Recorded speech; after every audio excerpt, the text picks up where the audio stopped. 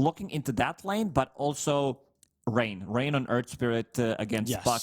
This matchup didn't look good at all. Like, we've seen it 3, maybe 4 times now. Some domination coming up from no one, of course, being the higher caliber mid player. But also, just throughout the whole game, this 4-1-4 build that he was talking about, getting the grip, long duration silence, all you have to do is just cast it, and suddenly Puck is gone. He's out for 3.5 seconds, a hero that usually doesn't build into any kind of dispel early on. So you will always have something, and the only save that they do have is going to be Nightmare. But this Bane, he can't be everywhere on the map. And talk to me about this as well. You know, you've got the Slark pick. Is it not a concern that all of these heroes have so many ways to hit you through the Shadow Dance? You know what I mean? It's a lot of AoE. A lot of damage going to be pumped out by this Earth Spirit, the SF with the raises, the Bristle with the quills. Like, is that not a problem for Slark? He's not the only problem. I think they're gonna have multiple problems in this game. Fights can be pretty chaotic. If Beastmaster gets a relatively good start, he can take over the map, and then with Slark, with his night vision, as well with the Diffusal Mage, they could go in and out of the fights without committing too much. Their catch is relatively limited. You know, I'm looking at the Bristleback. He has this new set that looks He does, very hasn't cool. he? Yeah. Oh, that probably played a part in him picking it here, I'm sure. He's like, right, I got to show off my new set. It's a good one. I think it might actually be my favorite out of the personas of the new ones. Yeah, I have to agree. It looks like the ancient Thunderhide. Shigetsu. Right? He is going down here. Very nice little Nightmare setup for until the end. Drags him up onto the high ground. They get that first blood for Alberca. But the ancient Thunderhide? Yeah, the icon on the top. Near the yellow Submarine logo. Yes, that does. The icon 100% does. Absolutely, because he's got like those spines coming out the front of the face at a very similar angle, and with like the kind of the shell over his face. No, it is very, very similar to that. Now, let's see how he does here. A rare top lane, as we say. We never see Bristle, and we never see Slark. We're going to get the both here. And this game one, exciting stuff between Batyuk and Naive.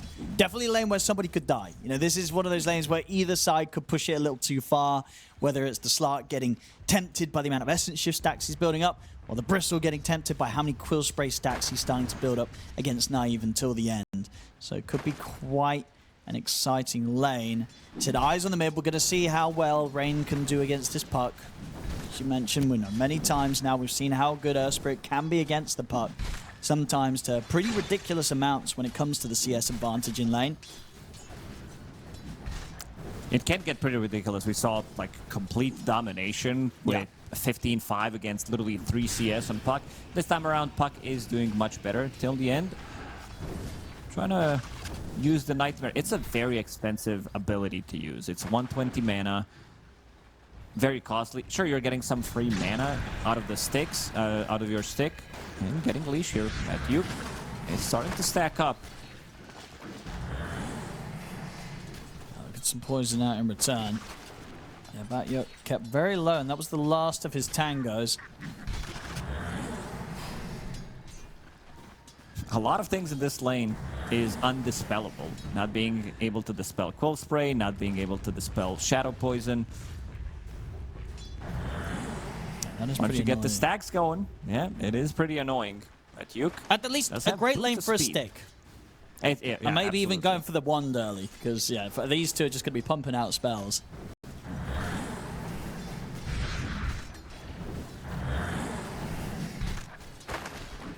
Bottom lane, Shigetsu on the safe lane SF. I mean, how much pressure is he going to get from this Beastmaster Wind Ranger? Is he going to deal all right with this?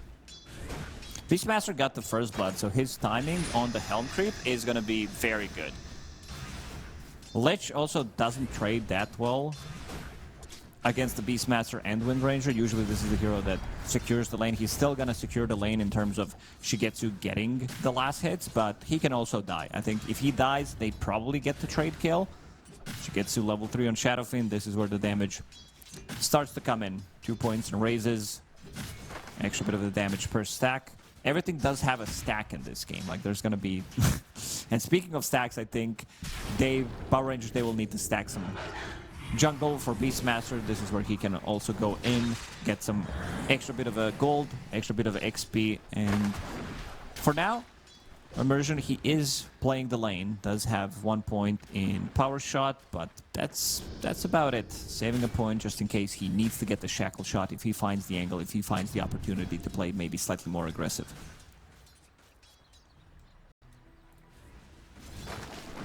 Mid lane staying very even. Rain with a slight lead, but Nicky Cool having a fair old time here on the puck in a situation where we have seen puck suffer. I would love to see Alberca send out the board to the mid lane, and then Nicky Cool goes to the top lane, gets the rune for himself. Maybe he gets denied with the boar, because boar, they're not getting too much value out of it. Immersion, he's in a lot of trouble. Yeah, good control there from Hakoda. Comes in with the Sinister Gaze to lock him down during some of the win run. Alberca should be fine. Not gonna look for that extra raise. Wouldn't have been quite enough to kill Alberca. Had Fairy Fire Wand and Lotus at the ready anyway. In top lane, Batyuk getting low. TP rotation coming in. He's gonna look for the shot and he'll hit it. Immersion. TP's in, lands the power shot, takes Batyuk out. Naive, he was playing very carefully there, knowing that he had 4 stacks of Quill Spray, the 5th one that he could have used, maybe even the 6th one. Very nice play here from Hakoda, getting the pull, mid-wind run. And right now, this lane is going to start to get more difficult unless they can potentially rotate till the end through the Twin Gates, because the lane is getting pushed in right now. Shigetsu still very farm. Like, Shadowfin is just a menace to deal with, because he gets very tanky, builds into this Falcon Blade early on, gets some stick charges, gets some Fairy Fires, always securing the early last hits, which makes him snowball out of control pretty early.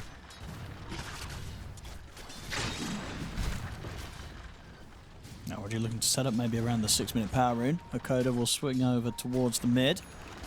So will Power Rangers bring their 2 supports over to the end, ready to help. Won't be too much he can do. Rain against the Nightmare. It's going to have it taken off him, and it will be down bottom. Hakoda will pick that up. So neither mid's able to get their hands on the power rune.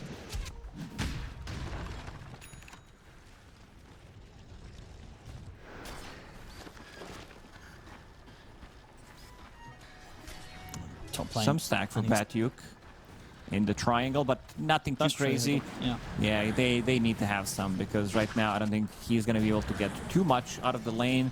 Laning stage is kind of over, where Naive, he wants to get some solo XP and then have that ulti available. Hakoda is still going to be fine. They're really pushing the limits. Raindrop keeping him alive.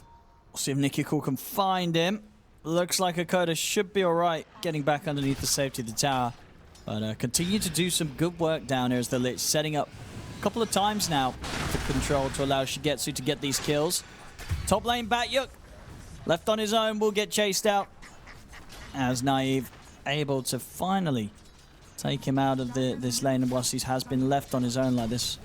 Actually, sorry, the second time now. So it's getting harder and harder to put the pressure onto this Slark.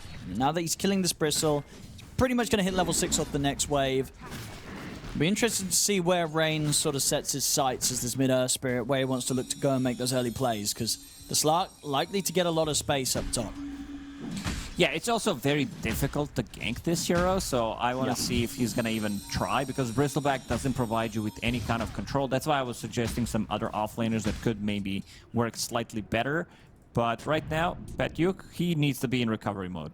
Doesn't have much to work with. He's in the outer ring farming the stacks. Now we're going to see Naive go for the action here, rushing the Diffusal Blade. He is going to be very bloodthirsty as the Slark. And very ready to battle back. See, Dream Call in the mid.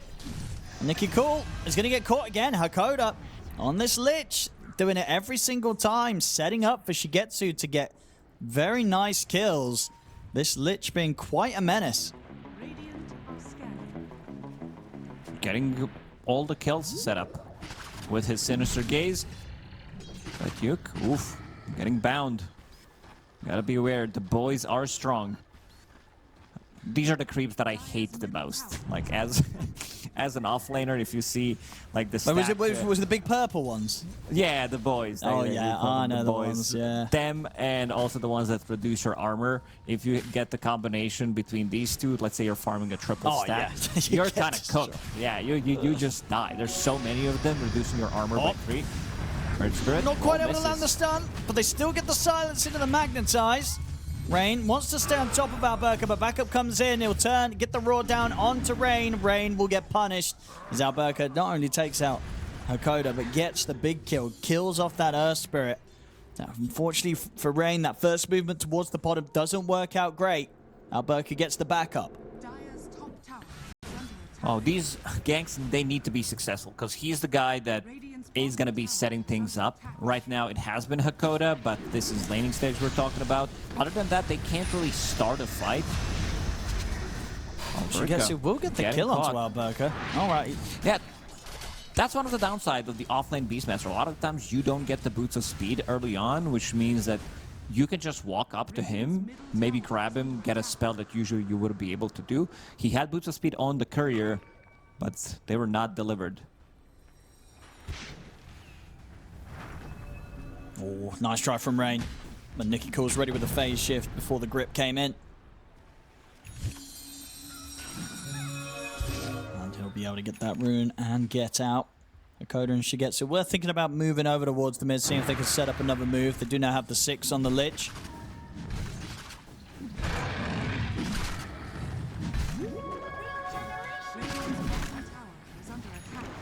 Early days, though, pretty close. The farm a little more focused on Shigetsu here on the side of Yellow Submarine, whereas for Power Rangers it's a bit more fairly distributed. Radiant's bottom tower is under attack. Radiant structures are fortified. Smoke comes out. Yellow Submarine. Yeah, let's see if they're going to be able to find something. The Fusel Blade also completed on Naive. He could try to Twin Gate rotate if there's going to be an opportunity, or even TP. Right now, level 8, 4 points in Dark Pact, only 6-second cooldown. He can remove a lot of these annoying things. Rain looking for something. They're definitely looking. Till the end, ready with the TP, grip available. Batyuk, in the meantime, has been managing to recover nicely, stacking for himself in the triangle, continuing to farm up. To the end. It's going to get quite out. I mean, Naive's thinking about trying to get involved in this, but they're heavily outnumbered and it's too close to the tower, so Naive won't look to fight here. Interesting build. I see double Blade Mail queued up on Yellow Submarine. I guess you don't want to be attacked by Slark. Okay. It's not like one of those games where there is so much uncontrollable damage that you need to buy a Blade Mail. These are relatively early Blade Mails that they are picking up. Yeah, that is interesting. I mean, as you say, you know, sure, Slark is going to be slightly less drawn towards you whilst you put the Blade Mail. But the other heroes won't really care too much. They've got good control, you know, where they can just drop a Nightmare or a Shackle Shot, Dream Coil or a Roar, just lock you down through the duration of the Blade Mail and then look to kill you afterwards. Yeah, so it's quite a heavy investment into the Blade Mails. See if it pays off for those two, Batyuk and Rain. I think it might be overcommitting with these Blade Mails. I think one on Bristleback is more than fine because you are playing against Slark. You need some kind of protection. It's not like you're going to be building into, for example, Heaven's Halberd or like have something or a Ghost Scepter immediately. So you need to have something that just says you can't attack me, and Blade Mail is going to be that item. And we also talked about during the draft before they even picked Bristleback that it's a very good Lotus game, and that's what he has queued up as well. Rain, he's in. With the lockdown onto Hakoda, we're going to see Rain try and fight back and find Immersion, but he does not have the damage to kill him off. Immersion will be fine. Till the end, we'll get left behind, so we'll just end up being the support trade. And so we'll just waste as much time as possible. Cemetery will finally finish him off with the poison stacks. Oh, Nicky Cool. He's actually able to steal those final Ancients from Batyuk. There's the Blade Mail. Set up for Knife to try and go for a move. Indeed, the Blade Mail stopping Naive from being able to commit for this. And Shigetsu turns up with a couple of nice raises. He's going to try and chase him down, but miss. He's slippery, and he'll have bounce back up in a couple of seconds, so Naive will be fine. Over in the mid, Rain continues to dive over towards Nicky Cool till the end. Turns up, Nicky Cool able to orb away, but the rock's getting dropped down, keeping the magnetize going. Allows Rain to get the kill and bail out. Shackle Shot lands onto the two supports. And Cemetery probably be the one to get left behind by Yellow Submarine. The rest of them can't save him. But killing off Nicky Cool on the puck. You know, Rain, despite some earlier rotations not working out too well, still showing the impact that he can have, even though he is the lowest on the cores right now. But at least he's alongside the puck, bringing Nicky Cool down to a similar level with him on the farm. Earth Spirit's not a hero that wants to farm. He wants to be able to get stuff done on the side lanes, even though his spells are okay at farming. But also, what a timing. That Yuk, as like he was getting initiated on, and his courier delivers his blade mail just before, and then he pops it. Slark wanted to test the waters, see how it feels, how much damage he's taking back, and then says, no, I can't commit.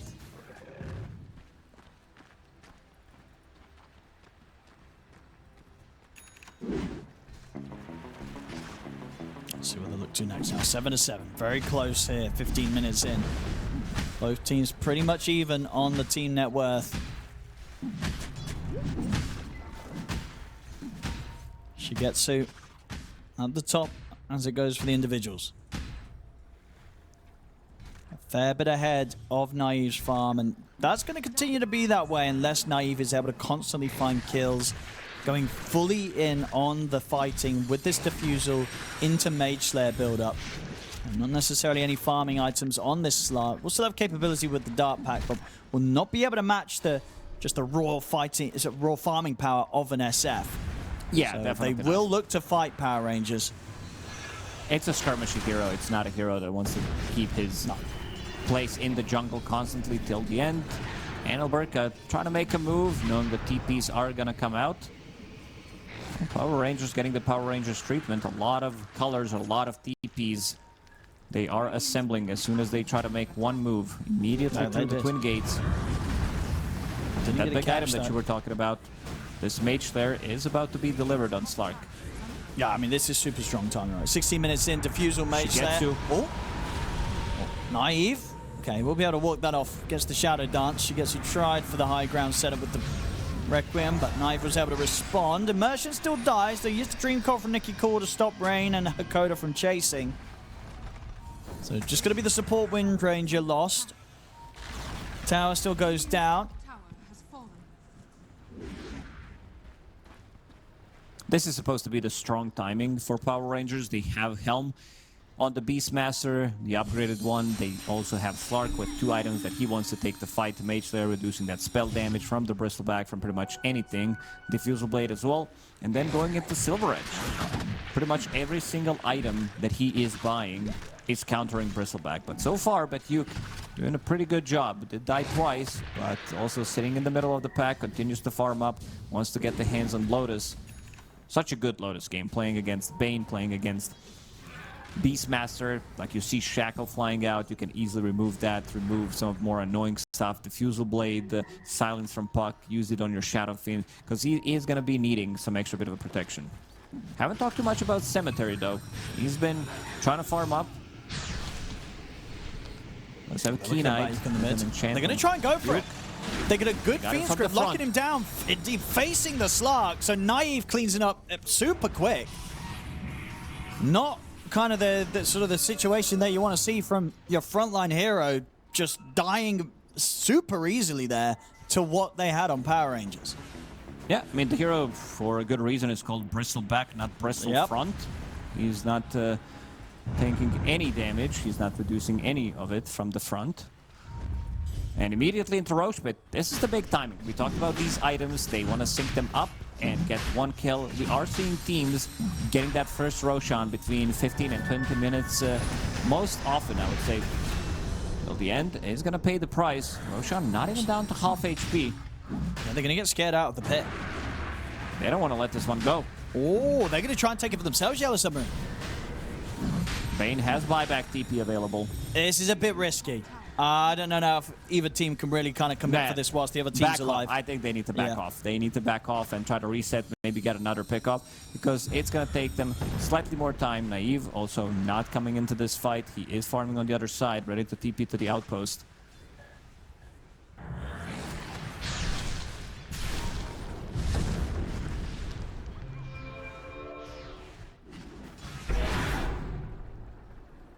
Both teams fall back from the Roche for now. I think you're right about how it looks like this Slark could have quite a good game. I mean, so far 1-0-2. He's getting the timings on these items, looking for that silver edge next after the Diffusal and the Mage Slayer. And once that's there, he can definitely start cleaning up heroes at a point of the game where Yellow Submarine, I don't know if they're going to be quite ready for this Slark and his timings. It's going to be a lot to deal with, the Slark running at them. Yeah, Yellow Submarine, they need to commit to be able to get the kill with the Shadow Demon ulti, Magnetize, potentially Requiem, Chain Frost, and then Slark Puck. These type of heroes, they are ready to reset multiple times, low cooldown spells, they can go in and out of the fight. That's why I think they are also building into these Blade Mills, 2 Blade Mills, one from the off lane, one from the mid lane, where they can also say, I pop this item, I stop the aggression, and then we also soft reset, immediately going for another objective on the map. Very clean so far. The moves, they try to go for Roche, maybe underestimating how tanky Roshan is, so they were unable to kill him as quickly as they would want to.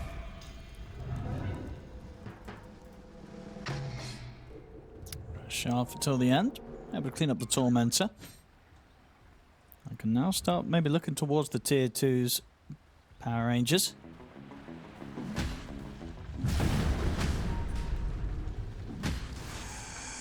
Yellow Submarine. Ideally, they won't want too much to go down before they have their BKBs. BKBs aren't too close. They are going to try for a smoke, Yellow Submarine. Maybe see if they can get the wraparound on the bottom, knowing that Power Rangers are likely to go for this tier 2 push. Alberca already knocking at the tier 2. They'll head for the Twin Gate, and they'll look to try and trap the Beastmaster. They might have a pretty good chance of it here. Alberca not expecting them to come in from this angle. They'll catch him by surprise and bring the Beastmaster down. Nice move, immediately going back through the Twin Gates. Naive, not that easy kill to get. Let's see, maybe Rain can try to set something up, but it's a very slippery hero. Shadowblade also completed, coming on the courier as we speak. Level 15 as well. He's been getting a lot of XP. Same amount of XP as Shadow Fiend, and almost the same amount of farm. Of course, Shadow Fiend is going to have more of the hero farms faster. Naive. Oh, he's going to find him. Hakoda not going to stand a chance here against the Slark. There's the poor old Lich. And the hunting only going to continue from Naive now. Starting to add up. 3k lead here for Power Rangers. You can definitely feel it building up against Yellow Submarine, as they've just got lots of poke, lots of ways to get in and out, start the fights, different measures of lockdown to sort of set things up, catch these heroes to allow Naive to get in as the Slark and get the kills. It's definitely looking a bit tougher for Yellow Submarine to kind of pull together the team fight and be able to react to these sort of plays. Yeah, they have no real playmaking. You're Bristleback, you want to be kind of ahead, you want to be putting the pressure, park yourself in front of the enemy, be like, yeah, you can't really kill me, because they can't really start the fight. Shadow Demon, Lich, these are supports that are in the backlines, maybe until the point where Lich gets a Blink Dagger. They also didn't get the Shard. They were not the team that killed the Tormentor. Ideally, you would want to get it on Lich. Even one on Shadow Demon feels really good. So it's mostly about Earth Spirit. If Rain can get a connection with his spells, and then if he fails, they, again, need to reset. So in a longer game, Power Rangers, they get to choose how they want to take the fight, knowing that Yellow Submarine can't really start a fight on their own. No, this is going to be super tough. Alberca hitting this AC timing, that's going to make the game for Naive Slark even more devastating. Everything coming together here for Power Rangers. Yellow Submarine, they've got to show us what they've got to be able to slow down this lead that Power Rangers is quietly building up against them. Because when Power Rangers do bring the fight to them, if Yellow Submarine aren't able to deal with it, they are going to start just absolutely crumbling and falling so far behind on the gold.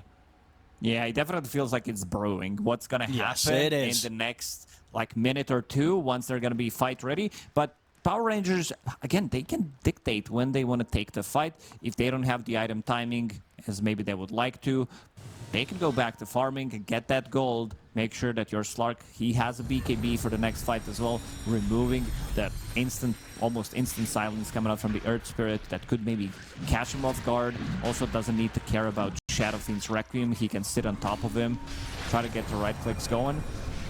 But Yuke immediately using that Blade Mail. Sorry, that was Rain. It was his Blade Mail. We have two of them. That's the thing, it's hard for them to kind of ever really get into Roshan.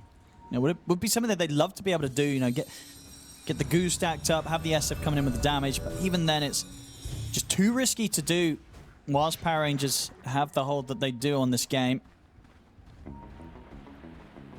And they're on the hunt. Power Rangers ready to start getting aggressive with the four of them. Looking to connect with Naive, who's bringing in the bottom wave. They are going to try and go back into the pit here with the SF and the Bristle. But as I said, it is a bit scary. Can they get away with this? Power Rangers are coming over. Can they finish it fast enough? Nikki Cool's going to come up with the jump. It's super low. They get the shackle. Shigetsu, it gets bashed, but they will finish it. Get the Aegis. They're able to get the job done here, Yellow Submarine. They'll also kill off till the end.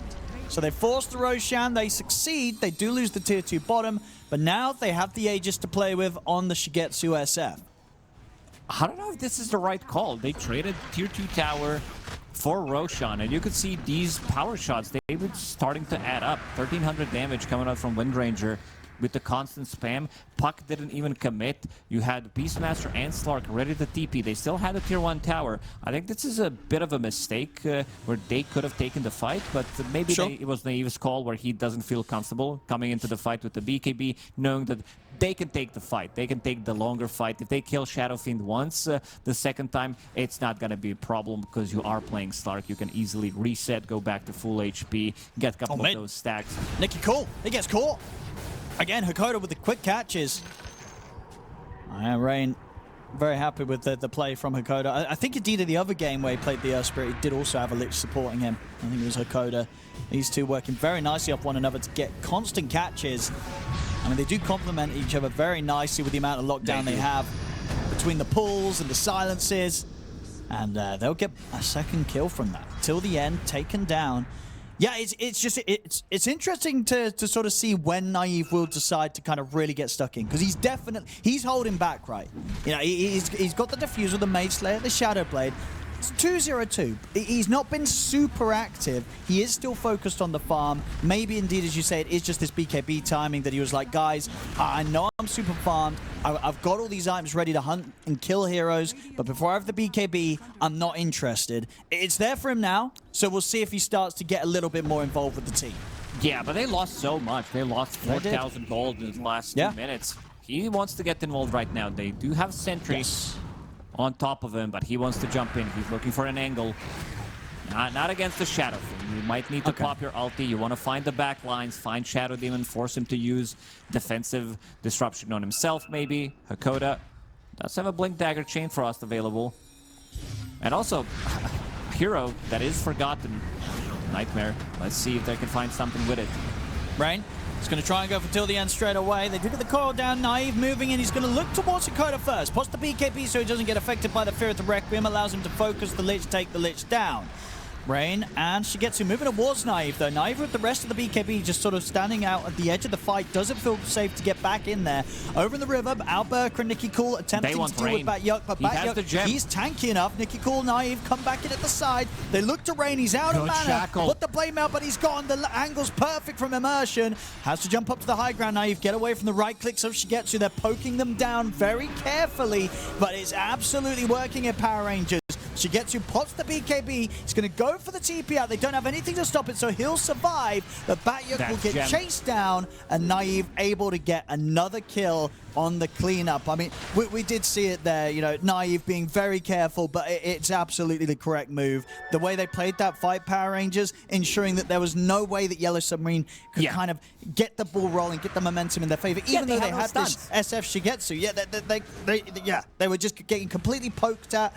Power Rangers just jumping in, jumping out on multiple heroes and just slowly whittling them down as a team.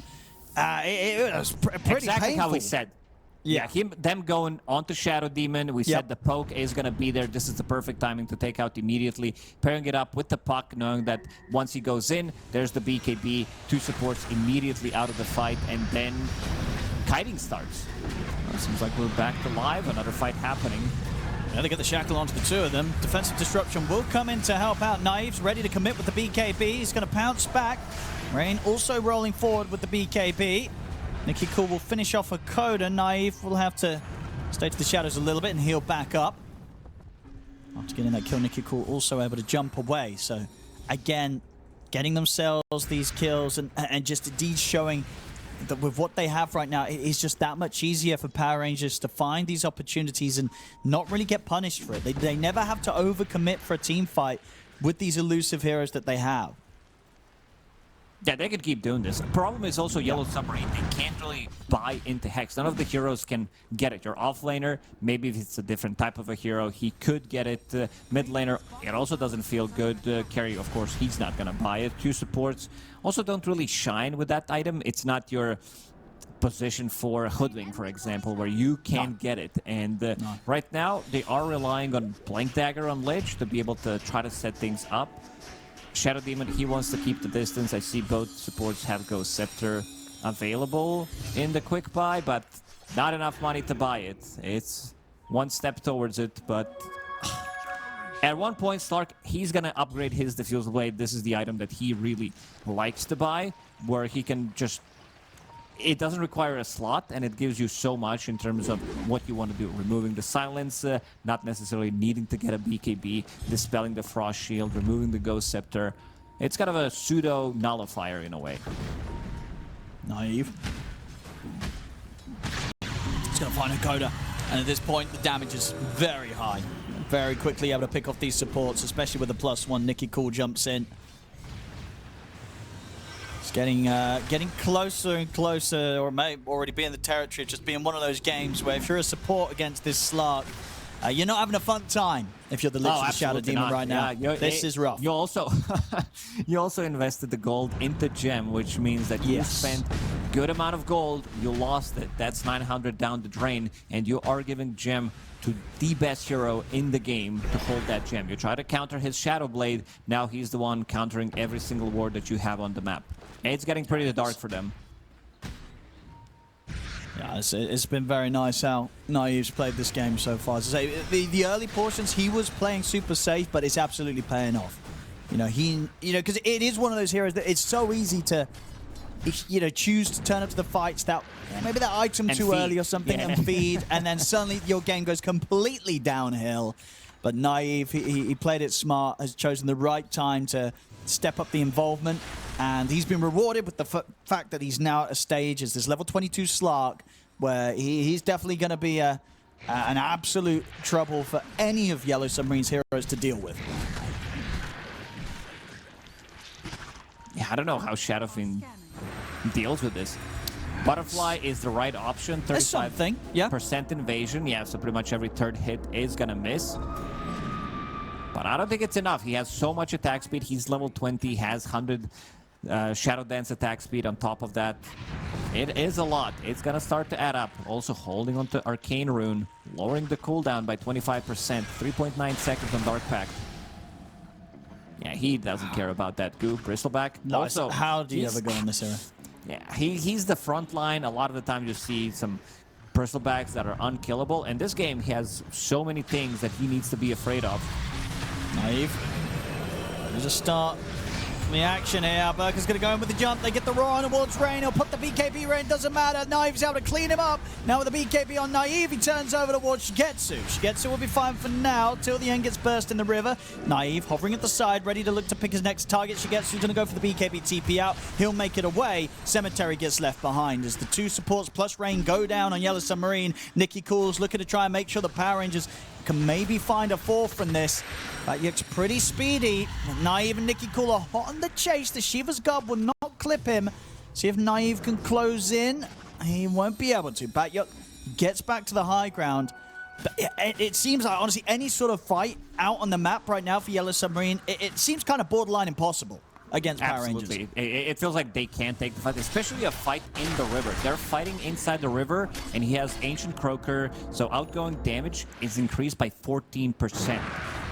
That's a lot of damage increase because they were fighting in that river in Roshan area. Slark with 14% increased damage just sounds a lot. And again, they're committing with the BKBs. Beastmaster also has a BKB of his own, jumps in, making sure that they can kill off these two targets immediately. Or, like, the way the fight started, Cemetery forced to use a disruption, and then he doesn't have anything defensive left. Maybe a Glimmer Cape, but Slark's holding a gem, so he doesn't care about it.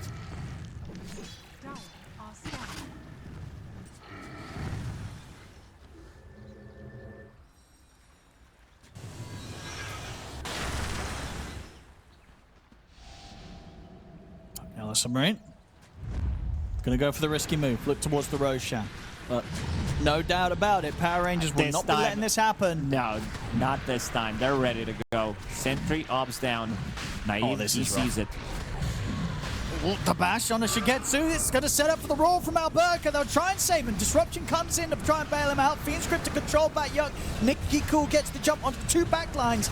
Nikki Cool there with a Dream Coil into the silence. Sets up a Naive to clean up a double kill. Now go over towards Shigetsu. Shigetsu will put the BKB. He's able to take down Alberca. Looking towards Naive, but Naive's able to pounce away. They buyback on both the supports on Yellow Submarine. Will be a buyback from Immersion. Doesn't seem like it's enough. Roshan, he is moving. He's on the way down to the bottom. Yeah, going back to the summer house in the bottom lane. Slark, he needed some extra mana. He TP'd back. And now he's ready to go in again. BKB didn't even use it in the previous fight. No, he kept his cool. And he's so close to having Scotty. I think that was Puck, not Slark. He's the one who kept the cool. Get the coil. Here we go. The Roshan goes down. They'll get the Aegis on Shigetsu.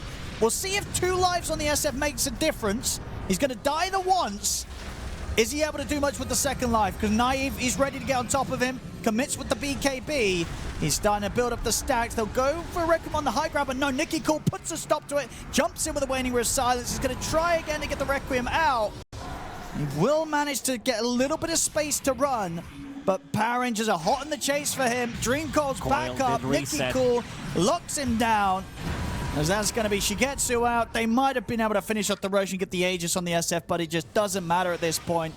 It really does seem like this whole kind of lineup around the Slark has just completely countered anything that Yellow Submarine have tried to do in this mid-game. And it just... the overall numbers aren't too devastating. 13k lead at 36 minutes isn't always the end of the world, but in this situation, it does indeed feel like way worse than the numbers say. Like, it's like, how do you beat this Slark? This is one of those games where if you're Radiant, you're flaming each other. You're like, look, who let this Slark get out of control? This game's over. We can't kill this hero. It's on Bristleback. Like, who laned against this guy? You flamed the Bristle. Yeah. Oh no, poor old Batyuk. He just wanted to play. I mean, to be fair, it's always the lad who's picked a hero to show off his new cosmetic set that kind of gets the flame. It's like, look at this guy. He's just picked it to play with a new persona. No, poor old Batyuk having quite the struggle here with the Slark. That's what demo's for. Demo. Oh, no. Well, we haven't seen a lot of Bristle. It was cool to see them try it out here, but I mean, it's hard, right? But when a Slark gets picked up against you and he gets a Silver Edge, it is a what can you do kind of situation as the Bristle. If you weren't dominating the game as a team, you just can't be that frontliner anymore. that No, the team it requires. just feels really bad. It's not rough. like you can do anything. You can't itemize against it. They try to do this with the blade mail. It worked for like 5 seconds, that engagement near the tier 2 tower top, where he got the blade mail off. Slark's like, okay, I can't hit you, and that was about it. And now this Slark is completely out of control, almost fully slotted.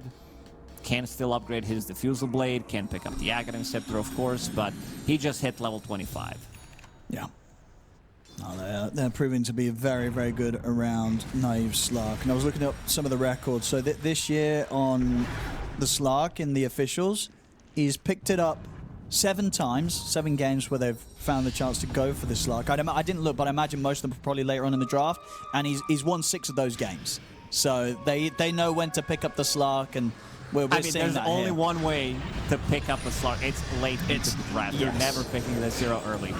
No. And we'll see here, potentially one of the final defenses here from Yellow Submarine. Naive, he's in onto Hakoda. Hakoda's dead. He's going to back out, look over towards Rain and Bat-Yuk. He'll get over to the Earth Spirit. Double kill for Naive. Now he's looking to Shigetsu.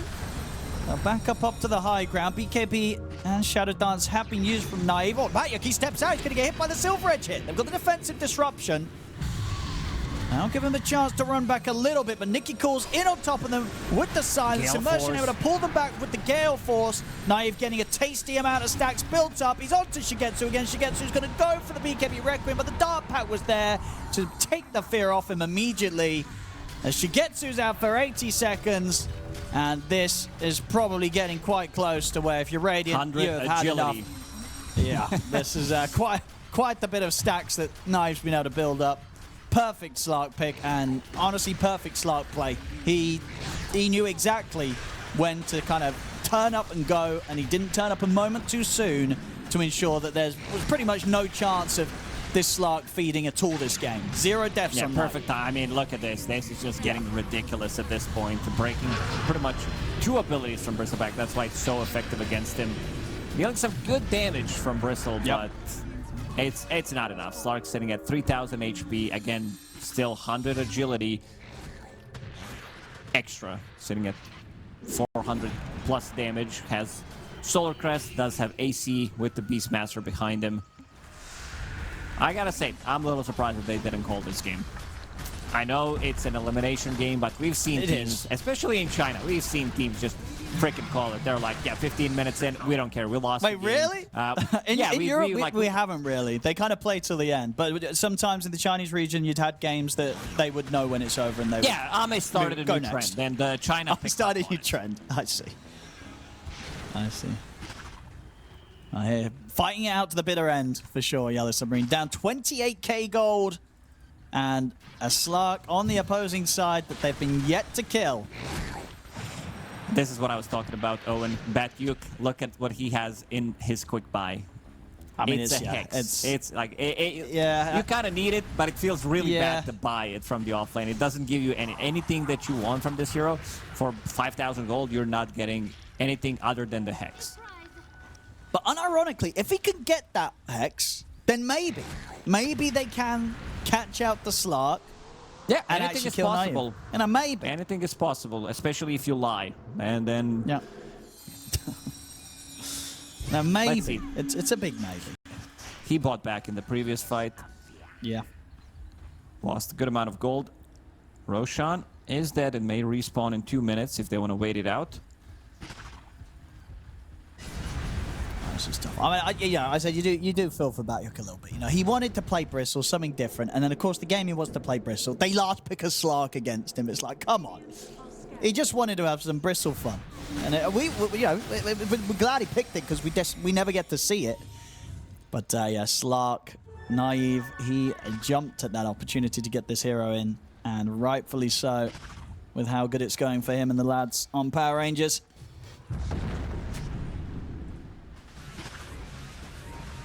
Nobody's safe against this Slark. They have to... No, he can just 1v5. Kind of hold hands. They need to hold hands together. They don't have the gem. They lost it pretty early. Support's forced to get defensive items afterwards. Those scepters. But he also does have upgraded Shadow Blade, Disperser. So we'll have an ability to remove it. Just your bad A little bit of lag.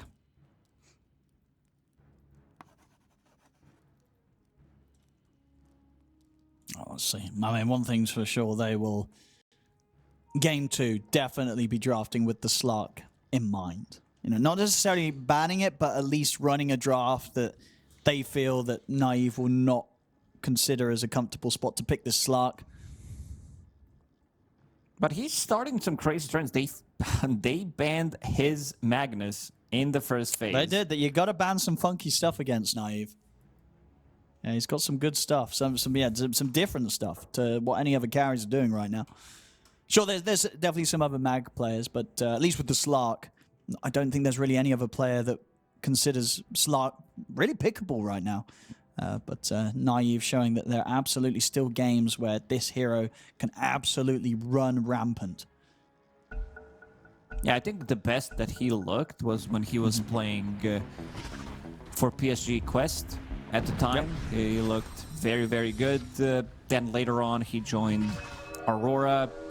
He joined Virtus Pro. He was playing for Yandex as well.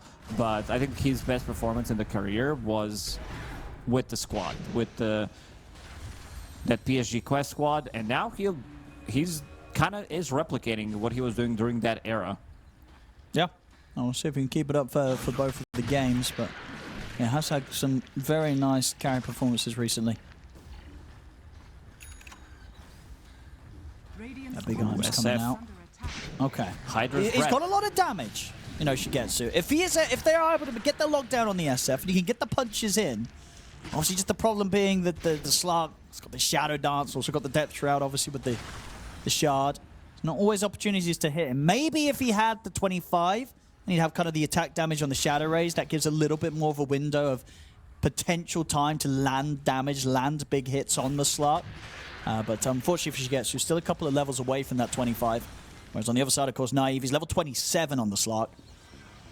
With Octarine Core, not the item that usually you see on Slark, but reducing the cooldown by 25%. It also gives you mana. I think you really need mana in these super long fights. He's not even playing against any kind of mana burn. It's just that he's spamming his spells so much. Every time he pounces, every Dark Pact, it's 65, 75 mana. And we saw him running out of mana multiple times in the fights where he's unable to reset. We saw him TPing back and then coming into the fight just to get that extra bit of mana. Next on the menu, Roshan for them. They don't want to be rushing anything. No need to. No. I mean, it's an elimination game. They're very close to qualifying for TI. Potentially this game and 3 more games if they win all of them.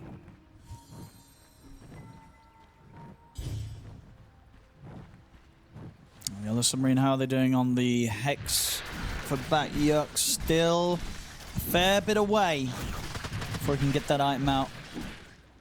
Naive on the hunt.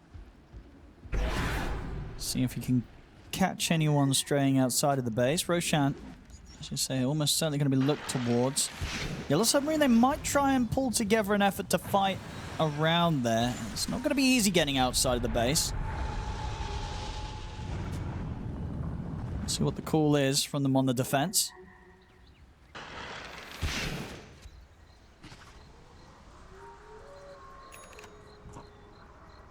Ooh, Nullifier on the Beastmaster as well. He wants to be able to jump the target and straight up kill it. There are so many things to dispel. Aeon Disc on Earth Spirit being the big one. Removing the shield, removing 2 Ghost Scepters, removing... I mean, Shadowfiend doesn't have anything, but they can lock onto a target and kill it with this Nullifier. Roshan moving to the southern part of the map, down to bottom. A lot of goodies that he's going to drop.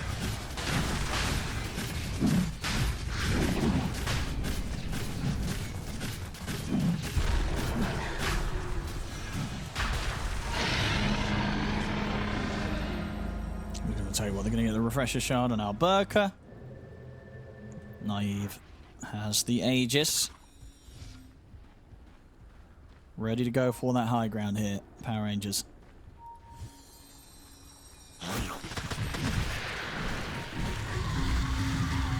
Yuck. The roar onto him, Naive. It's going to come in with the break hit. They'll try and kick him back to safety. He's able to get the BKB off. Rain's going to be protected from the Fiend's grip with the Aeon Disc. He's able to roll back to base, but they're having to use the BKBs to run. Nikki Cool Silence onto the 2. Ooh, I don't know Back about at this Naive. banner. Yeah, Banner's going to get killed straight away. Naive trying to get onto Shigetsu. We'll have to pounce away from the SF for now. Shadow Dance is on such a short cooldown. Doctor in 22 seconds. It lasts for 6 seconds, then you have Depth Shroud, which is 2-second duration. So basically 14 seconds of downtime where you're not, let's call it, invulnerable. And they caught him once. Oh, they do. They kill him. All right, can they do it a second time? Taking the Aegis out of his hands. Can they go for round 2? The Shackle lands. Disruption comes in. It's going to protect Rain for now. Naive's going to be ready to clean him up, though, as soon as the disruption comes to an end with the help of Alberca. And now look over towards Shigetsu. Shigetsu is going to get caught by the Fiend Script. Tillian with the refresher. The double Fiend Script. He's locked out both Batyuk and Shigetsu. Great plays here on the Bane off the back of that refresher shard. Gets 2 massive catches and should be able to set Power Rangers up to clean up the final set of barracks and almost certainly the game. Batyuk's out without buyback. Nicky Cool keeping the supports held back to the fountain. As Power Rangers, they get the Mega Creeps, they get the jump on towards the SF. The final buyback's coming out here from Yellow Submarine in an attempt to hold, but this game, it's over and it has been for a while. GG is called. Power Rangers take game 1. Oh man, what a performance from Slark. And they end the game. There it is, 47k at 47 minutes. The game instantly ends. Man, Naive, his hero pool is super interesting. At least we'll have sort of the tools to try and lead the charge, get into the enemy's half of the map and try and find these kills. And we'll see if they can do it.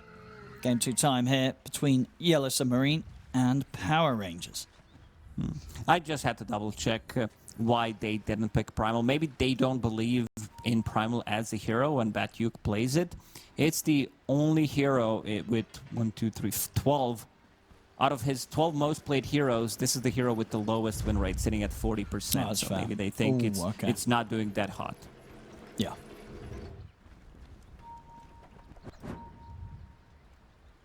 I'll put the smoke to start. 20 seconds to battle. Because, yeah, so all in all, what do you make of these 2 drafts? Do you see a side that has got the advantage with what they've come into this game with?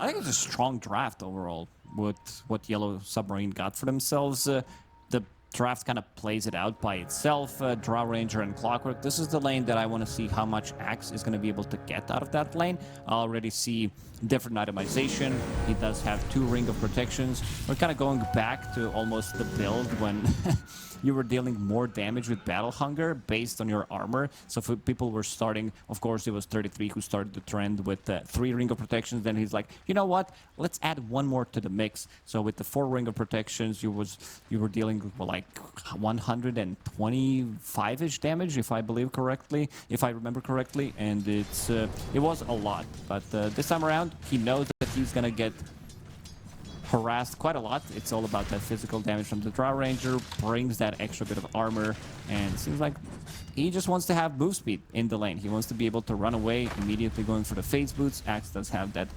extra high regeneration, sitting at 5 per second, with no other region items. So kind of hard to push out of the lane.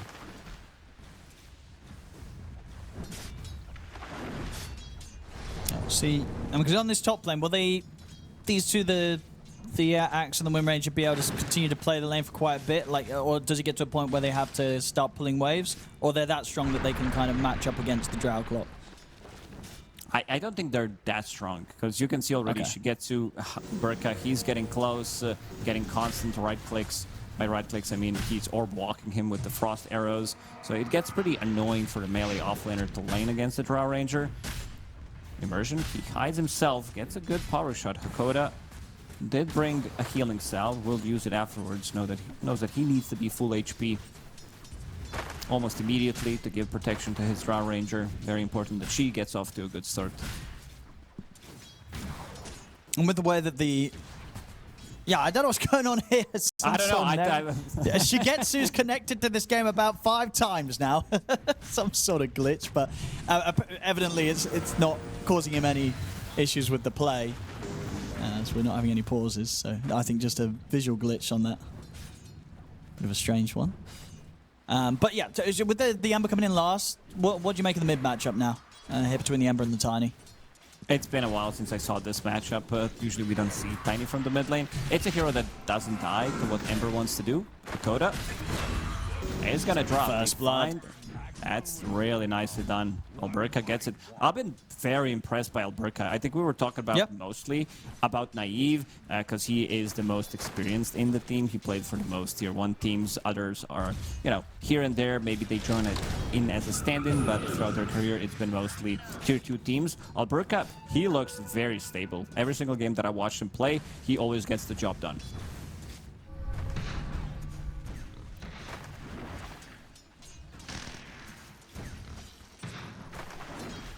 We'll try and strike back here. Around this 3-minute Lotus. Immersion getting pretty low, but he's still got the wind run to rely. Well, okay, never mind. Multi-shot's going to be there to clean him up. Knife does TP over, though. And should be able to find a trade. Just have the Battle Hunger onto Hagoda. It's not enough. Oh, actually, able to get that final hit onto him. So, yeah, Naive comes across, but will not find a kill out of this time that he spent trying to help out.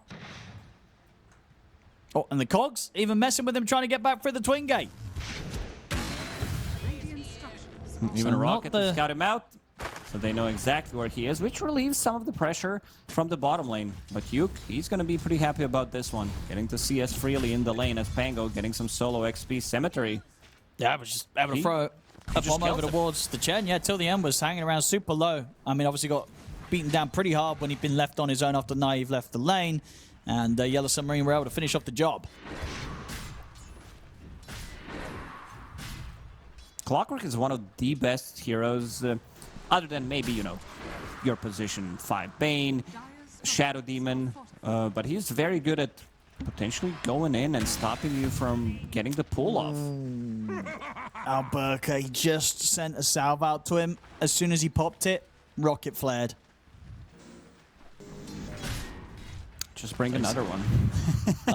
Yeah, he's going to have to, or even make the trip back to the base.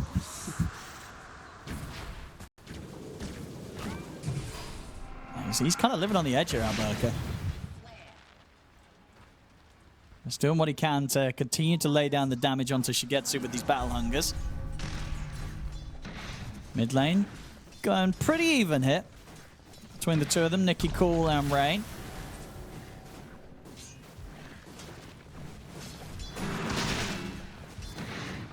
It's early days, but overall Yellow Submarine coming out slightly on top of these lanes.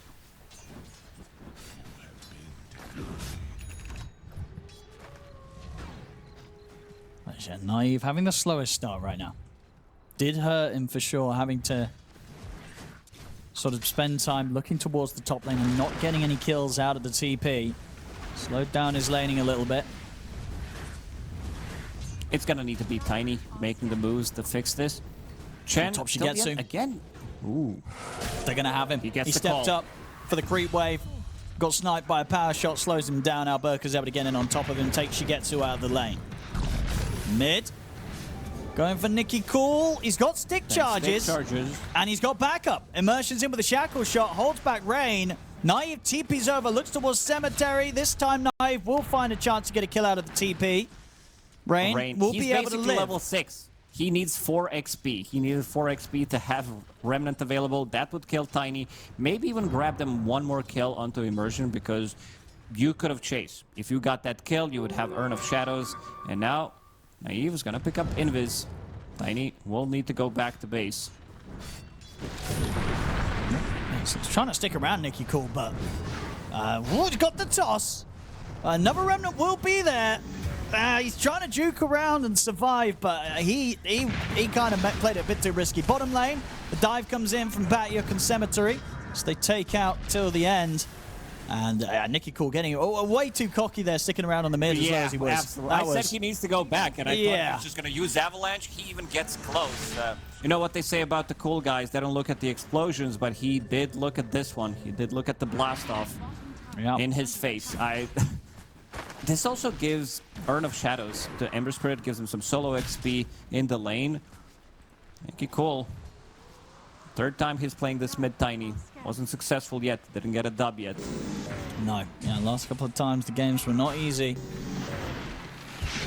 Gonna try for the chase down onto Hakoda. And they should get... Okay, no, they don't want to chase on. They're worried about Shigetsu connecting. Shigetsu has hit the 6, so will hit pretty hard with the marksmanship now skilled.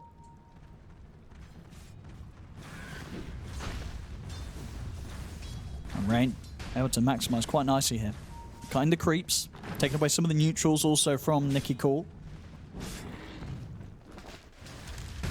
Knows that they don't have enough stunts. They can't really...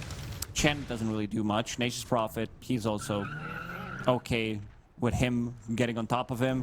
Alberca is Axe, so he's not going to be coming into this area. Even Shackle Shot into combo from Tiny, it's not going to kill you anyway. So he has a pretty free game in terms of what he can do in the next few minutes. Damage is relatively limited on the side of Power Rangers. It's going to be him getting the Arcane Rune. And bottom. Coming in with the Rolling Thunder, ready to dive. Naive, he'll try and hold back. She gets it with the Sprout, but Naive's gone. TPs were going to be coming in, but they hold back on them, knowing that they can't really fight back into the Rolling Thunder. They have to just let the carry die. Completely different game for Naive. Or is he sitting at bottom of the course at the moment? Very slow start. Radiant's bottom tower is under attack. Hakoda. Probably going down it. They've got the 4 of them. Naive will come back into the game. TP over to get involved. Tries to deny himself to the Ancients there, Hakoda, but won't make it. So Naive gives himself a nice bit of a pick up there. Bit of extra gold to try and get his game back on track. Is under attack. Look close. If Nature's Prophet's attack wasn't there, he would be able to get to deny. And now the tower's gone in this bottom lane. Nature's Prophet doesn't like to have that as the carry. This is the hero that can farm anywhere on the map, but you also got to be aware of some of the angles that they can approach you when you're now farming in the bottom area of the map. Rain, he plays super aggressive behind enemy lines one more time. Providing vision for the team, getting extra bit of a farm, dragging the creep wave into the neutral camps. But Yuke is doing the same thing every single time. Drags it to one of the camps, making sure that he is getting that extra bit of gold and XP. Courier has been killed. Top. Trying to get their hands onto Alberca. Hogs are down. They won't be able to stay on top of Alberca. Nicky Cool's going to start running straight towards Shigetsu. Knives TPing in. The toss forward. Avalanche comes out but doesn't connect onto either of them. So Shigetsu's out into the trees. Cemetery tries for the TP out. The dunk there from Alberca comes through just in time, as he'll manage to kill off both of the supports and get the push going onto the tier 1 tower a little bit with the wave coming in and Naive having the Treant sound. Nicely done. This is also most likely going to be the tower. Shigetsu, he needs to go back. Both supports are still level 5 at the moment. But Tango decides to go in. Nature's Prophet, he's in a lot of trouble. Not a very elusive hero by any means. No. Yeah, sticks around a little too long. It seems like they almost forgot that there was a Pango in the game. About turning up and very quickly putting a stop to that push.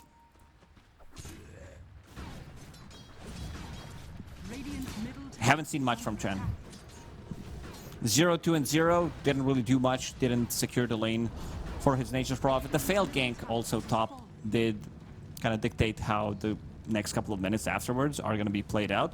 But I'm also not feeling this Orb of Frost that he has been picking up. This is the second or third time that we are seeing it on Chen. It's an extra bit of slow combined with penitence. I get it, maybe you get a bit of a better chase, but I feel like there are better items to buy.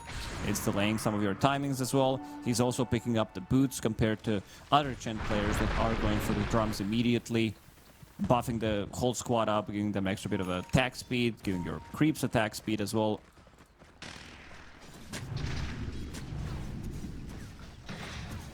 Picking the heroes that they haven't found much success with. Chen, 50% win rate. Tiny, still yet to get a dub. Third game that they're playing it. Something that they really like, but indeed hasn't been too hot from them in this qualifiers in particular. Once again, just not off to an easy start with this hero. It's going to take some time for Nicky Cool.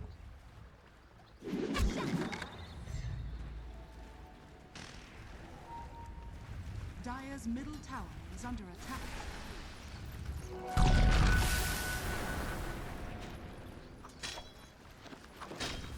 Blowbout now done for Alberca, but it's really going to be these Blink Dagger timings that's going to allow Power Rangers to step things back up. As I say, still waiting for Nicky Cool to have his finished before they can really start to lead the plays themselves. I was looking at the triangle. Clockwork almost stole 3 big creeps with the one rocket rocket. It was so close.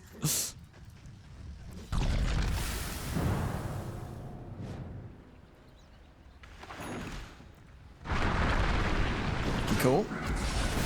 Very nice setup there. Able to walk up, get the toss back into the Cool. All right, that was pretty cool there from Nicky Cool. Shows that he doesn't need a Blink Dagger to catch someone as elusive as the Ember. Lose till the end. He's gonna die. Hookshot in onto Nicky Cool. Batyuk's on his way over, has the defusal and the Rolling Thunder at the ready. Will slow him down with the defusal. Can they save their Tiny at all here? The Rolling Thunder's heading over. He'll get up to the high ground. Nicky Cool tries to hide behind the corner, but the angle's still there from Batyuk. Nicky Cool blown up by Cemetery. The Blink Dagger once again delayed. Rain, we've talked about that he's pushing the limits on the hero, playing super aggressive, but also you gotta be aware of repeating some of the patterns. If you do it 2-3 times, enemy team is gonna be like, you know what? If he does it this time, we are gonna be ready. And this time around, Power Rangers, they were ready. Still losing the Tiny, still losing Chen in response. Radiant's middle tower is under attack. TP time. Yeah, this Dire's Chen, top tower it kind of feels it's gonna be 4 versus 5. Yeah, at least until he's sort of able to AFK farm like one of those big items, big auras. are scanning. That's going to be a long way away for till the end. Is under attack. Let's hope that the rest of his team can kind of keep this game alive. Like until the end of the game, or I don't think he's gonna be able to get much farm. They lost the tower. A lot of the time, Chen, he takes the enemy tower, and then the map opens up where he can maybe get an entrance to the enemy jungle. This time around, it would feel like he's taking away the farm from his Nature's Prophet, from his axe, and maybe even Tiny. Tiny does have a Blink Dagger on the courier. Oh, Naive, he might get dove here. Rain coming in with the wraparound, has the slight chains on towards Naive. The heal will come out, but the Vessel keeping him low. Nicky Cool strives for the jump, but doesn't get his hands on him. Will at least keep Naive safe as Yellow Submarine start to back off, but they won't go away empty-handed. They take down till the end. Power shot does land. There's a lot of them here. The slight change from the high ground. They weren't ready for that. Nicky Cool and Immersion getting caught by surprise. They tried to desperately chase Yellow Submarine, but they completely disregarded the fact that they would be ready to set up onto them. And now Alberca in trouble, trying to get through the twin gate, but Hakoda's on top of him with the battery assault. Rain's able to swing across with the remnants as Alberca, no way out from this, as the 4 of them will run him down and slowly but surely get themselves another kill. They don't have enough. Nature's Prophet, yeah, he's not ready to take the fight. Chen is non-factor. Like, he used the Hand of God while Nature's Prophet had Spirit Vessel on him. Didn't really even heal him. He was like 120 heal or something overall. And the Clockwork is ruining both of their cores. This Tiny axe as well. This is pre-BKB even. He does have a BKB piercing ability, but really glad that he's putting a point into battle. So how many times have we seen Clockworks go literally 0-4-4 build? Yeah, and you don't have that battery.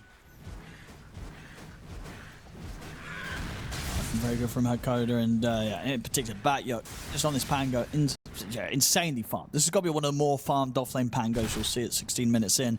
He has it, yeah. Look, 16 minutes in offlane Pango, he's got the Fuselags complete. Urn, wand, treads. It's yeah. On top of that, yeah, just so much. Like, this is, it has to be the most farmed 16-minute Pango from the offlane position. Oh, absolutely. Even from the mid lane, like I would say, like yeah, he's probably beaten most of those. The hero pop off. Yeah.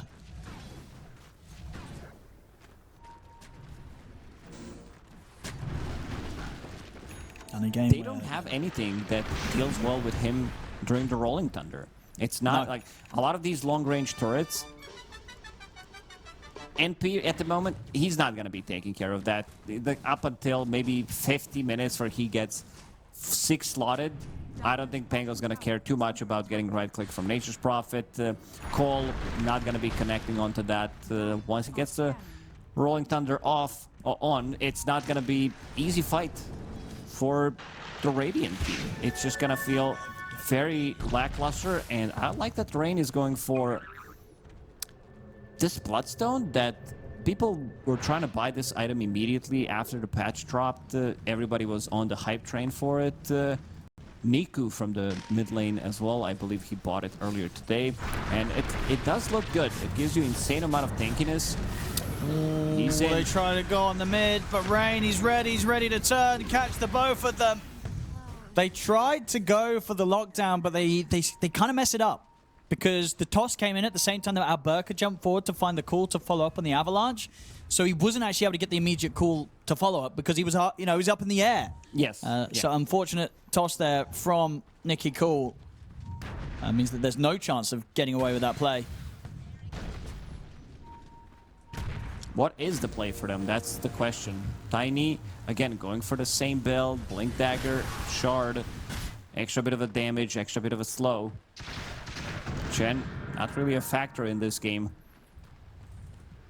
Quite hard to make moves with the heroes that they have.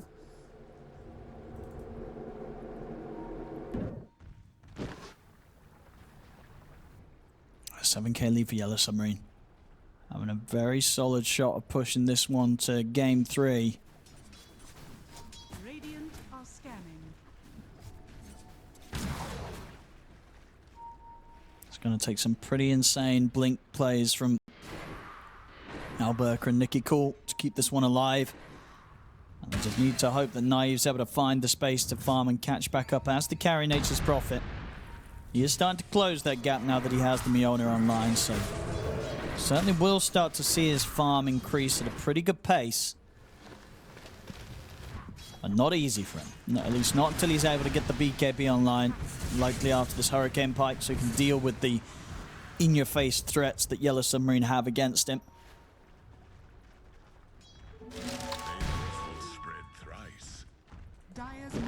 It feels like Naive needs so many items. It does feel that he needs to have this Hurricane Pike, BKB, a lot of survivability, and also never gonna feel that comfortable till the end.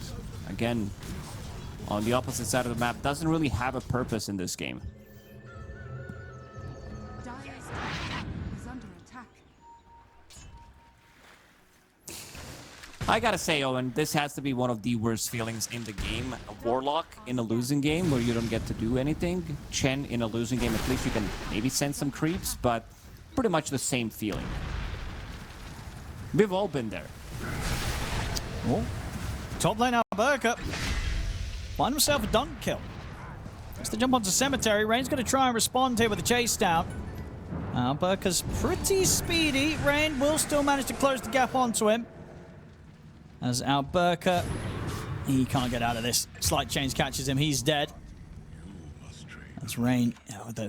Super tanky. I mean, do you like this build as well? This is something I don't think we've seen this from any other Embers, right? This Bloodstone, at least earlier, not this early though. You know. Yeah, not this early, but they do rush it. I think. Okay. It could have been Thompson who started it, but I've seen Niku. I've seen him on other people's stream that he was doing it. Like, look what he has right now. He has 2.3k HP, and it has this constant spell lifesteal that he is getting from his immolation, from his spells, from his flame guard.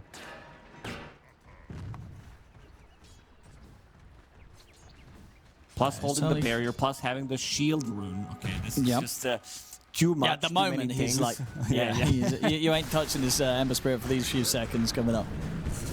But yeah, full on the, it's just the full tank build to get in their faces and just completely keep himself alive with the amount of sustain that he does have. Radiant's top tower is under attack. And obviously in terms of build for Nicky Cool, it's going to be the build that we see him go for on these mid-tiny games. This Blink Aghanims, which we're saying hasn't Blink worked out yet Shard for him in this Aghanims? qualifier. No? Yeah, true. Shard as well.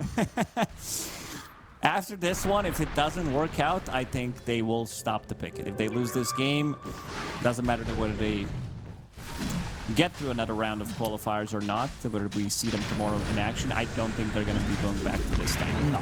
Even Chen, I think they know that... You don't like the Chen? Well, you think it's just no, not working out here? No, I think it might be the combination between the player and just not feeling the Chen at the moment as a hero. It can work. Maybe some more experienced Chen players like Falcons, they could potentially make this work, but not really seeing many others that can make this hero viable. And we'll find the space to finish off the tower. You know, Naive does continue to rise up the ranks. He's going to start working on the BKB now. Farm, you know, only just behind that of the 3 cores. War TP out! Makes it just in time before he might have gone caught by the slight chains. So the Submarine ready to push on now with the Aegis on Shigetsu. Super strong timing, Yellow Submarine.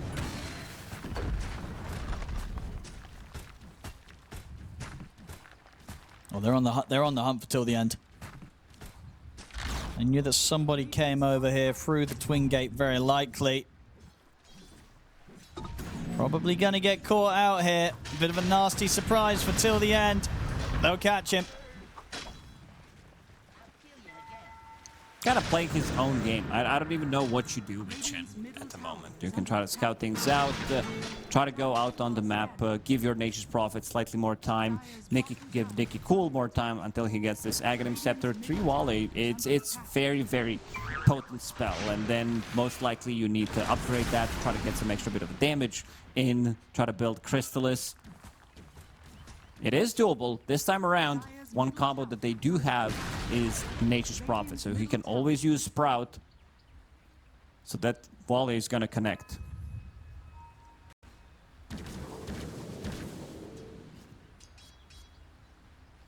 Yellow Submarine. How much pressure are they in to kind of keep the pressure on, or can they sort of sit back now that they've got this comfortable lead? Like, is there any sort of timer that their lineup needs to work towards, or are they pretty comfortable? They're pretty good to go. Draw Ranger will probably want to have BKB before the next fight. Needs another 300 gold to finish it off. Even though she is holding onto the Aegis, I think it's go time. Problem is the toss back. They gotta respect the high ground. There's still tier 2 tower in the bottom lane. They can take that. That's the last tier 2 tower.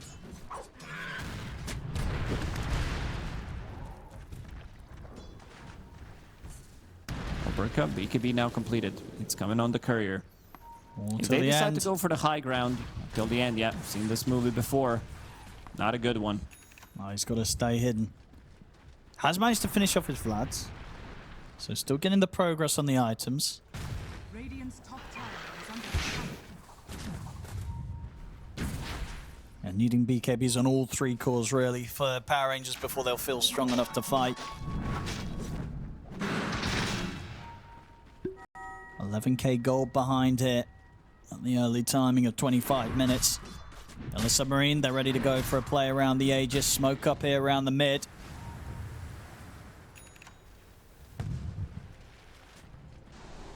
Radiant's middle tower is under attack. It's heading the way of the 2 of them down bottom. Nicky Cool until the end.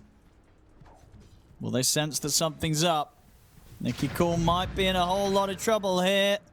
They're going to see till the end first, and that will actually be quite the saving grace. Yeah, Nicky Cool, he'll get out. So till the end's dead, but at the least Nicky Cool able to clear the wave and save himself.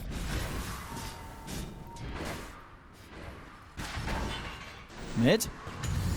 Dakota will get the hook shot. Now Burka's going to put the BKB. Can't afford to stand his ground and fight, though. Shigetsu turns up. No chance. Standing anywhere in range of the drow. He is so farmed. Blink Dagger, Aghanim Scepter, Octarine, and the casual Diffusal Blade as well. Almost the most farm hero in the game, keeping up with Drow Ranger. Oh, they're going to get the call on him, though. And for all that farm that he has, they get the lockdown, they get the kill. It's a big one. Take him back, Yuck out. Silence on towards the axe, but he's able to get forced back to safety. They'll turn and kill Immersion.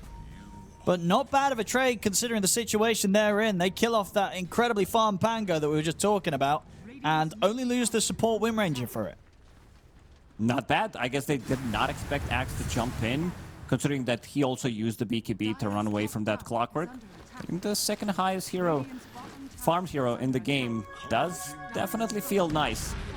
NP getting some of that gold as well. Going into AC Cemetery. Next, against Rowry. Oof. Okay, so at the moment able to survive that. The tree volley not looking too crazy at the moment from Nicky Cool. It's, I don't know if they can go for the high ground. There is no Aegis. You need to be aware of Axe jumping in. You don't have a safe. That's one of the issues where you can't really siege the high ground. Maybe with Aegis they could have tried to poke, but you also got to be aware of Tiny jumping in, getting the avalanche, getting the toss, having the call, and also the Sprout combination with the Shackle Shot, Sprout combination with 3 volley. It's going to feel very nice. He's been found. The hook shot. I mean, he's not getting out. Hook shots there. He will still have time to Sprout, though, during the remainder of the BKB. So gets out, but does have to put the BKB charge for it. Nobody else is around. They were wrapping around on him, but this is the first BKB usage, 9-second BKB. Just enough time.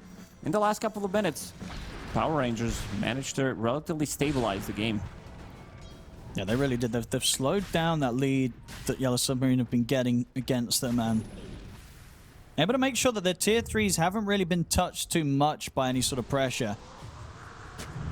So, slowing down the game. We'll see that if that's going to be enough to allow Power Rangers to find a chance to get back in there. So the BKB timings, the crucial ones that they have now reached on all 3 cores.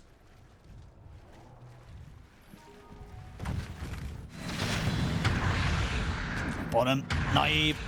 He's been caught out. This time the BKB on cooldown, so will not manage to escape. So back to finding big catches here, Yellow Submarine. TP back from Rain. There's the 2 of them. Nicky Cool doesn't want to do anything aggressive here with Alberca. The 2 of them just opt to TP out. Just cost him the BKB. Nicky Cool to get away. But he will return to base. 40 seconds until they'll have Naive back in play. He needs that Chrysalis. Chrysalis is a big damage upgrade. Problem with this 3 volley, if they're pushing the mid lane, he doesn't have the trees to use it. There's like one spot near the bottom, but that's about it. He needs Nature's Prophet to potentially sprout him. Rain playing super aggressive, knowing that he is tanky enough. 3000 HP, this constant immolation that he has. Bloodstone, Spell Lifesteal. Cool. Getting the combo off, only tickling Rain. Taser, Solar Crest, everything on top of him. Yeah, a lot to keep him safe. We'll manage to force them back for now. Time's been bought for Naive to get back in the game. Super hard to get up to this high ground area, though, where Cemetery's completely set up this position. Yeah, it's a cemetery for the enemy team if they decide to go into that area. Until the end's got to be careful. Does pick up a gem for the team. So going to try and start reclaiming some of the vision control of their side of the map.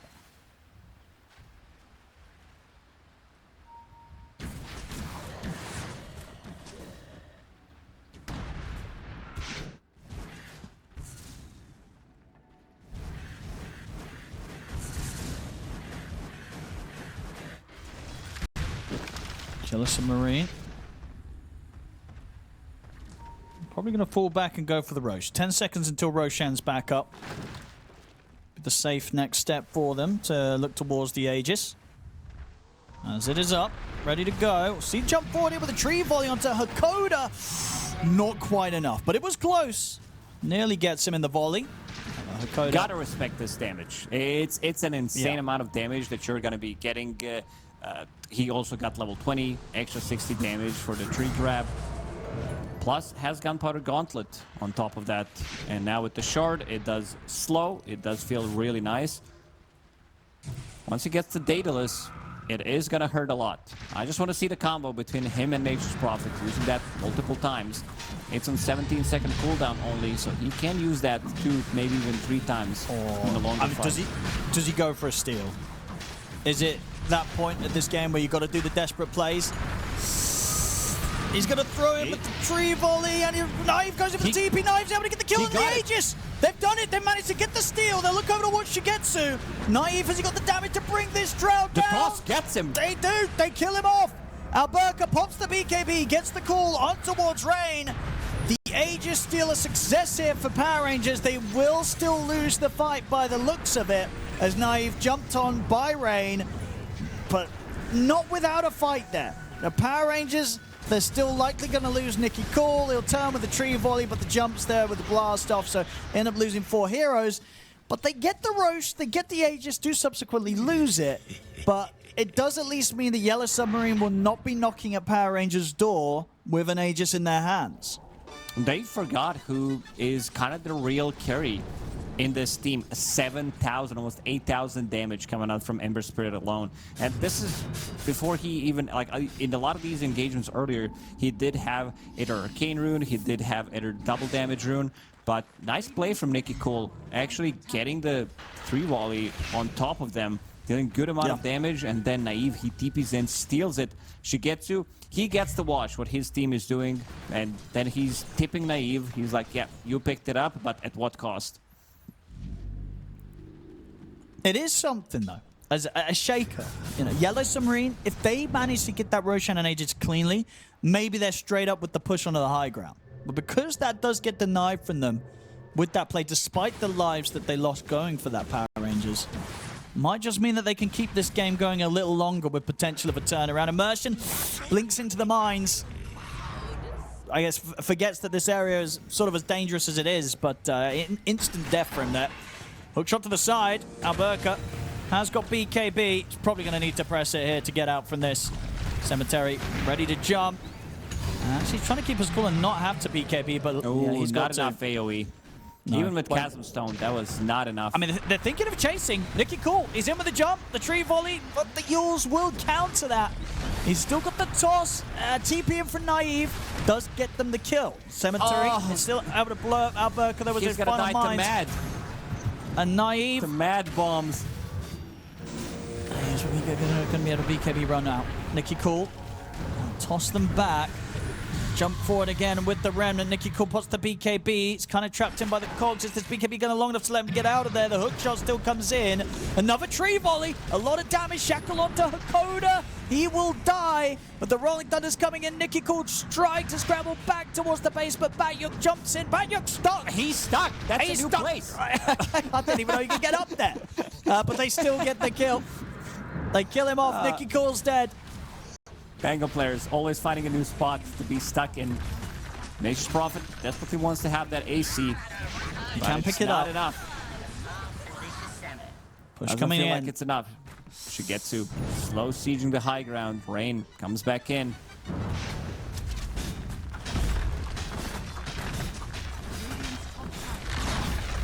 Think about potentially buying back. Might need to use it if they want to take this fight. Doesn't seem like they want to. So many massive items coming out on Yellow Submarine. They've got them all. Radiant's top barracks has fallen. Bottom tier 2 should die to the pressure of the creeps. I just say he's holding off on this buyback. Really doesn't want to have to use it, Nicky Cool. 30 seconds. It's his Daedalus. If he buys back and they don't get the fight they want, this game might just end. You feel that he has just needs a tiny bit of damage on these 3 volleys where he needs to cap that 1 big, maybe 2 big crits. And you do see the potential. Yeah, they're just going to let the second set of racks go and favor keeping the buyback intact here for Nicky Cool. So 2 sets of racks taken there by Yellow Submarine.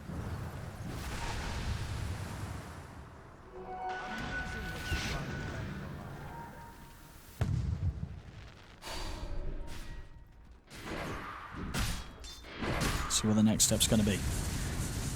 Play it safe. Look to wait for the next Roshan. It's going to be a bit of time.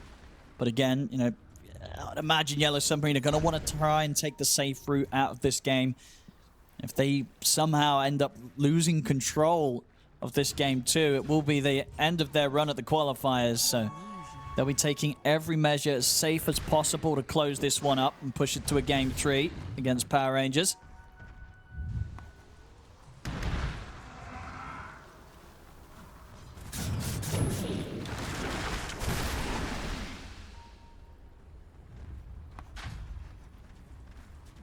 There's the smoke. Till the end. Submarine. Ready.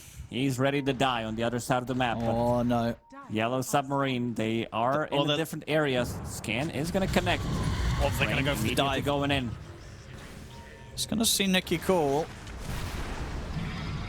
Alberca did step out of the base. Shigetsu's going to see him with the silence. They're going to make the jump on towards Alberca. He'll have to put the BKB. Rain is going to get caught by the avalanche. Nikki Cool looking for the toss back into the tree volley. It's a lot of damage. Rain's getting pretty low, but he's got the Aghanims jumping all over the place with the remnants. They've killed off Immersion. They'll kill off Alberca. They'll kill off Nikki Cool. Nikki Cool he bought that Daedalus. Well, I think he just bought it as he died. Yeah, either way, they just kind of conceded the game. They know that they can't turn this one around. GG is called. Yellow Submarine, very nicely done here in game 2 to push this one to a game 3.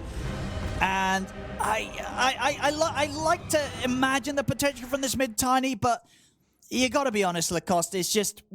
So you're basically having like 70% evasion, so you don't care too much about that either. So I think as a support, plus you also have very good heroes to hug around, because you have Tiny with the Avalanche, he can be the protection, you have Underlord as well.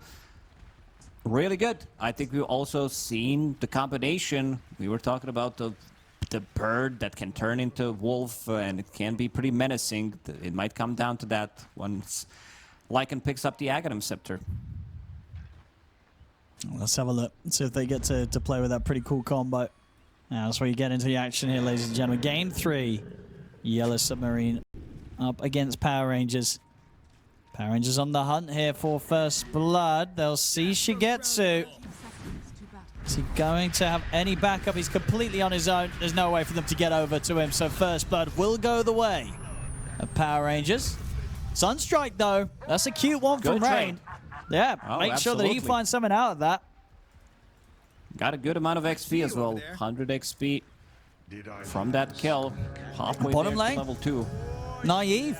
They get themselves a second kill, Yellow Submarine. They have to chase down with the Wolves to kill off the Drow. So they might not have got first blood, but they get 2 kills for themselves, and one of them going to the mid.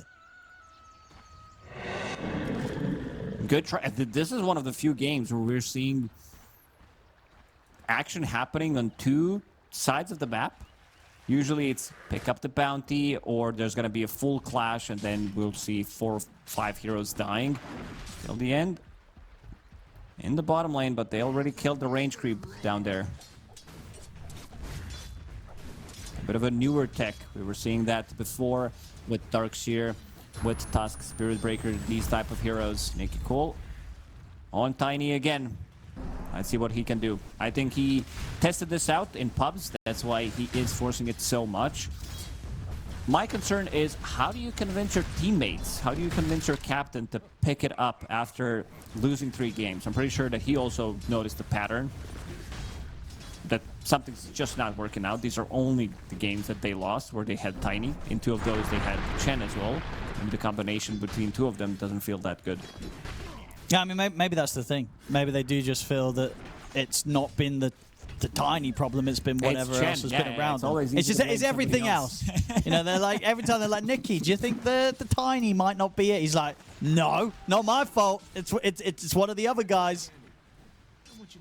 So getting Chen did look terrible in these games. There we go. He gets to tank the blame for the last game. So Nikki calls Tiny safe. He gets to run it back. Radiant's bottom tower is under attack. So top lane. Good damage here with the bounces and the Maledict. Sunstrike. It's a good hit. I mean, is he going to be fine? Level 1 Maledict I think he's isn't dead. too crazy. Let's see. I think he's going to be very close. Ooh. 20 HP. Okay. Angle Very running. close. And these Invoker players, they see the whole map. One of my favorite things to play with, once you have a good Invoker on the team, knowing that he can land those Sunstrike no matter what, even without a setup. Yes, yeah, you don't even have to tell him, you don't have to get on the comms, you just know that he's watching.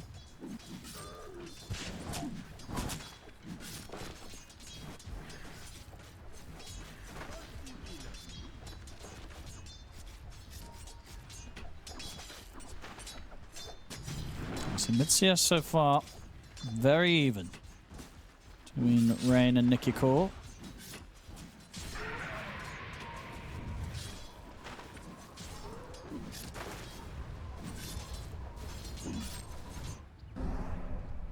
Side lanes. I mean, what do you make of the last pick? You know, going for the Kez carry here. Do you think that does fit really nicely for what they want to do, Yellow Submarine?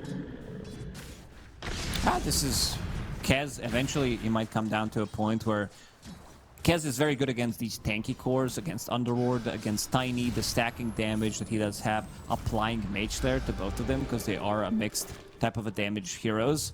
Immersion.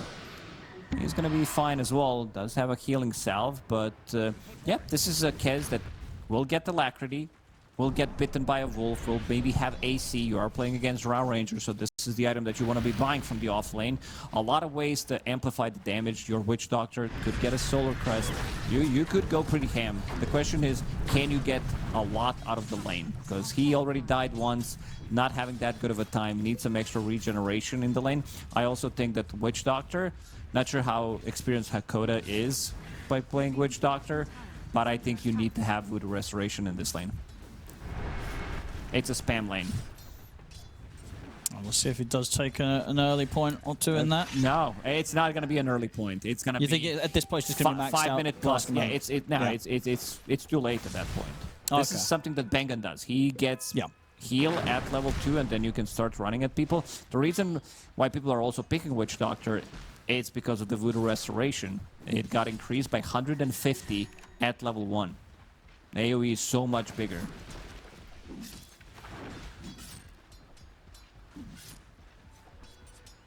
We are seeing at the moment definitely a bit of a rough start for Batrick down bottom. He's already actually backed up to clear up some camps. Was not having an easy time in the lane against the Drought. Mid. Set up onto Rain. But have to back up those Cemetery coming in, and they'll actually turn to get aggressive back onto till the end. Sunstrike gonna be dodged. They keep Rain alive.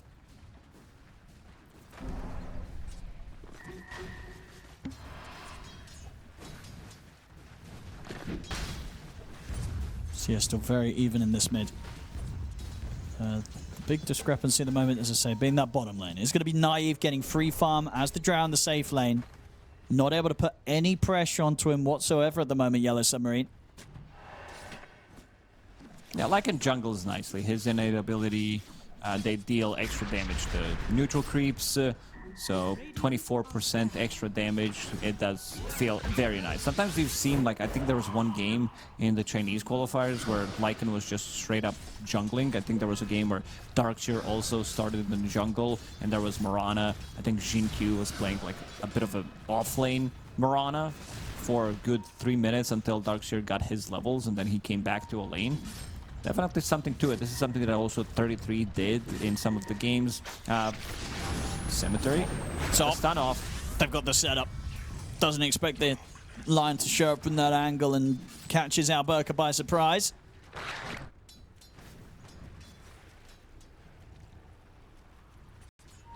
Any sort of stun setup will guarantee them a kill. With the full combo of Malediction, Sunstrikes. Lots of burst early on for Yellow Submarine. Radiant are scanning.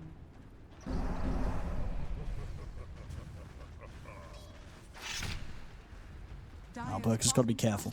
No, I'm watching Nicky Cole. He might be slightly tilted. Oh no, what was going on? Creeps. He missed 4 creeps. Farming underneath the tower as Tiny. Sometimes it can be tricky because of the attack speed if you cancel, and he missed another one. He missed the golden creep. Oh, that's not a good sign. 250, even 300 gold down the drain total. CS that you're supposed to be getting. Especially on a hero like Tiny, who needs to have that blink dagger timing. It really matters if you get it 30 seconds later, opens up the kill, and then you can start to snowball. Rain, so far doing good on this Invoker mid, landing the Sun Strikes.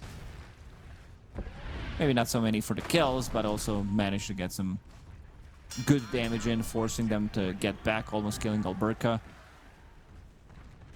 Amplified damage available on Nicky Cole. Let's see what he can do with it. This is something that we've seen. Lycan players sending out wolves constantly to either check the runes, deny the runes, maybe get the block off, extra bit of a damage if they have the setup.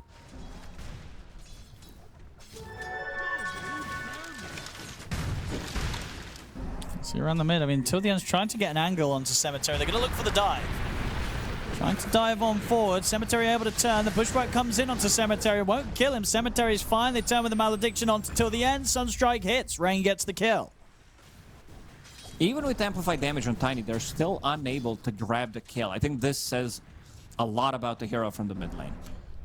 I hope I'm wrong. I hope, like, coming into TI, people are going to be like, yep, Tiny, most broken hero in the mid lane, and I'm happy to be proven wrong. Maybe it might be the player-hero combination. Maybe a more experienced Tiny, maybe some Dark Mago would be able to make this hero work. Good snowball. Very nice cast onto the two of them, but they will have the counterplay. Closing onto Hakoda. Again, bringing these extra resources in around the mid to try and find scenarios for Nicky Cool to get kills. Dire's top tower is under attack. I have to try and focus the opening of this game for the Tiny. Ensure that Nicky Cool has a solid chance of getting a good blink dagger timing.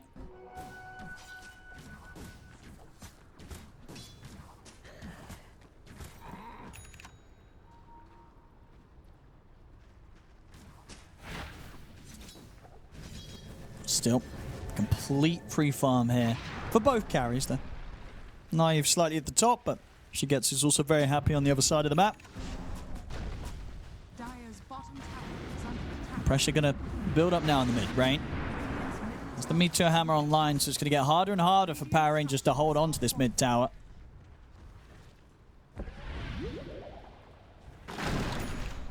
I believe Tiny can do it. Be-all, end-all mid laner. Much better game for him. Didn't die, sitting at 1-0-0. Having decent amount of farm, but nothing too crazy. Sunstrike again. Radiant's top tower. He's gonna be able to dodge some of the Maledict here with the snowball, but will still be on him as he comes out of it. Another kill for Rain. 3-0-1 already here from the mid Invoker. More focus being put in around the mid. They're going to get the stun set up onto Nicky Cool. Shigetsu, he's turned up as well, ready to dive the tier 1 tower. Naive, he'll TP over. Shigetsu will back off. Not able to get their hands on anyone. Damage has been done. Meteor Hammer channeled onto the tower. They are also the one controlling the rune. Invoker, not the hero that needs the runes, but he will pick them up and he will steal it away from Tiny. Tornado. Oh, that's a lot of damage. It's going to be a lot of damage. Deafening Blast comes in. Nicky Cool's going to try for the TP out to the fountain. They try and hit with the Sunstrike. That might have just done it, but yeah, able to dodge it. Nicky Cool will be able to heal up against the Maledict. Slightly off the mark. Nice try from Rain. Knew exactly where he's going to TP. These are professional Invoker players. They know exactly everything that's happening on the map. 7 out of 10 accuracy, and he also used one, I believe, in the start on a range creep that didn't connect.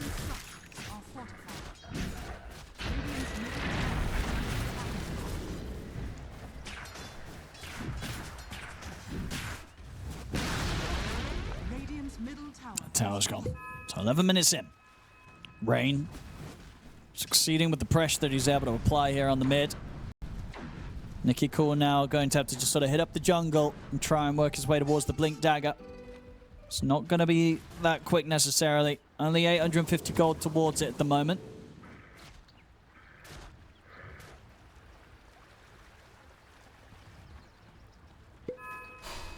So having that lead already building up, Yellow Submarine. 2k gold advantage as a team. Middle tower is under attack. things are going to continue to ramp up from them. Batyuk's getting some great space in the jungle. Didn't have an easy time in lane, but starting to find the farm. 12-minute power rune. It's going to be the invis top. Let's go for a quick deny on it. Got a little bit of a stack going here in the jungle. So Alberca will look to clear that up. Get himself on the way towards that Aghanims, of course, as the first item here on the Underlord. Yeah, I like that a lot. People have been going for different builds on the hero. Road of Atos if you don't have catch. We've seen auras before. Now with this Aghanim Scepter, having that global presence, it does feel very nice. And also bigger radius for Pit of Malice. It gets pretty ridiculous. This is one of the strongest offlaners when it comes down to playing the late game. With Aghanim Scepter, you can get like Shiva's Guard, bigger AoE. If we're talking about 60-minute plus games where you can get the Zune on top of that, it just gets pretty ridiculous. With the Refresher Shard, his level 25 talent, 160 DPS and 700 AoE around the Fiend's Gate. This is like, I think you and Fog talk a lot about it, where if it gets to that point, Underlord is the highest DPS hero in the game. Every single fight, we're kind of in the Quap territory. Late game Queen of Pain, where she always gets 15, 20,000 damage. Underlord does the same thing. And also, BKB Refresher has been nerfed. You only have one. So he's a super late game hero. Oh, the neutral creep gets him. Okay. Oh, okay. Well, there you go. That's something. All right, yeah, that's something that won't get the kill there. But it was a nice attempt, very nice smoke from them to wrap around as deep as they did. Yeah, won't be getting a huge benefit from that with the deny coming in from the neutrals. Even with everything was on him. You know, he's maledicted, sunstriked, death warded, finger of death. Didn't matter. The creep's got the last hit. It's on the river, Nicky cool.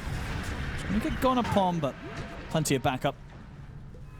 Rain won't be able to finish the kill.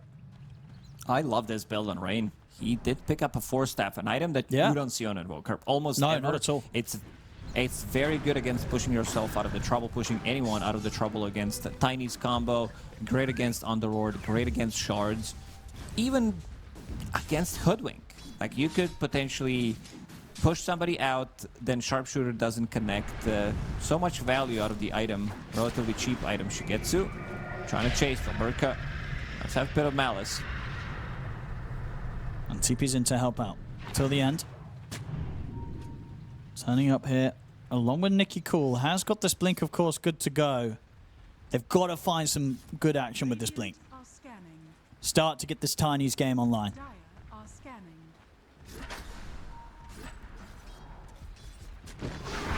Will show themselves, so won't be able to make any surprise play top.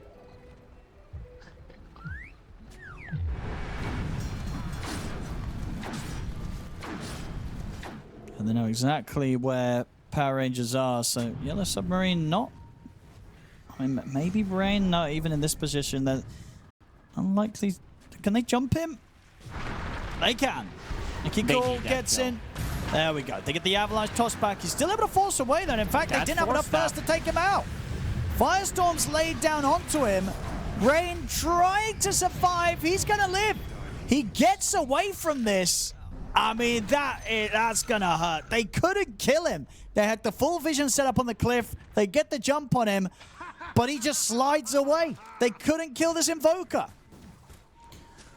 I guess not respecting it, not seeing it. This is the item that, I mean, we just talked about it a minute ago, how good it is, and it shows in this fight exactly why it's so good. They get the cleanup afterwards, they get 2 big kills, and he survives. That's what matters the most. And now after killing those heroes, like, the execution is there.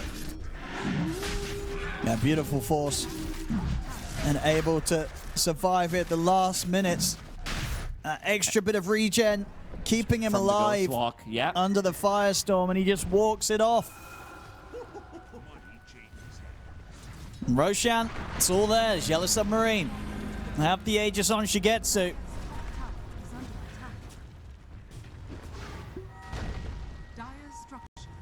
I think we should turn this into BO5 just so that we can watch Radiant team Power Rangers go for Tiny 2 more times. Oh, potentially. no. Oh, no. They believe in an idea.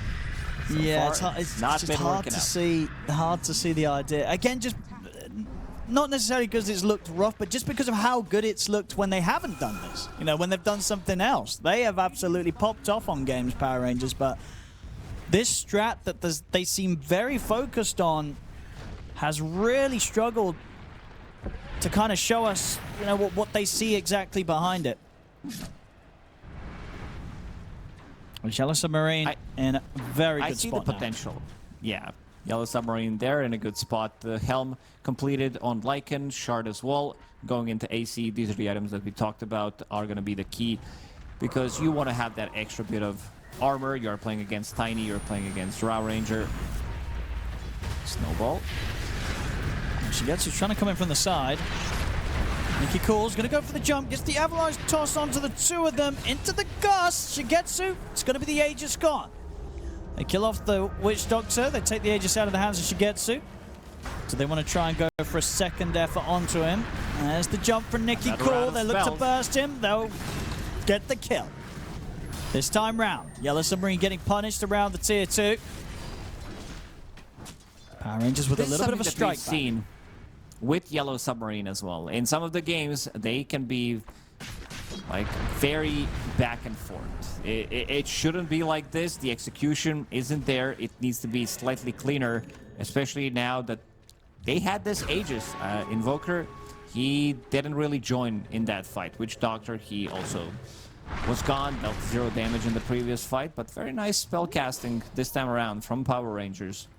Gotta respect the damage, gotta respect the spells that can keep you inside the Firestorm. They basically have either Snowball, Ice Shards, Pit of Malice coming out from him, Bushwhack from Hoodwink. A lot of cheap, low cooldown abilities that are gonna keep you in Firestorm, and it's a percentage-based damage. We see that Shigetsu, even with Manta style, he's unable to get out of these tricky situations. This is one of the few times where we are not seeing Deso on Kez. No, His damage different is modes, also going to be slightly more limited compared to Mage Slayer Deso straight away, and I also see a BKB queued up, so not going to even go for it afterwards. Yeah, opting to play as safe and defensive as possible. Which is You have fair to. enough, you know. Yeah, he's got good damage coming in from the rest of the team, right? You know, the Witch Doctor, if there's a Maledict on someone and the Kez is on them, even though the Kez doesn't have the death, so should be able to do enough with the combo, the Maledict and the Invoker dropping the full combo behind him to still kill any of these targets. Yeah, Alacrity, also AC, that's going to be completed on Batyuk. I don't think they're going to be lacking damage, and as you said, Invoker is the damage himself. You have Finger. And we also did talk about this Underlord in the late game, mid-late game. You need to have multiple ways of dispelling things. Pit of Malice just completely destroys you. Now Aghanim Scepter is completed. Bigger AoE, 500 AoE coming on from him. Pit of Malice around each portal, and also reduces the cooldown. Does so many things. It does 3 different things. I know someone's down here. They've hit them with the scan. It is immersion on the Hoodwink, so very slippery hero. It seems like they've got a pretty good read of where he is, though. They'll find him. With the Blink Dagger Gold for Cemetery. And a chance for Yellow Submarine to take the Tormentor. I respect the play. He knew that they are going to go for Tormentor. He was hiding. Maybe try to go for the last hit. If he gets that off, we've seen people do it before. If they steal Tormentor, that's a lot of gold taken out from the enemy team. Maybe you are even rewarded with the Shard. That's how it should be. I think if you're the one close by, if you make this play, even if the game says like somebody else got it, should be randomized. You just get it. Yeah, exactly. You just get it.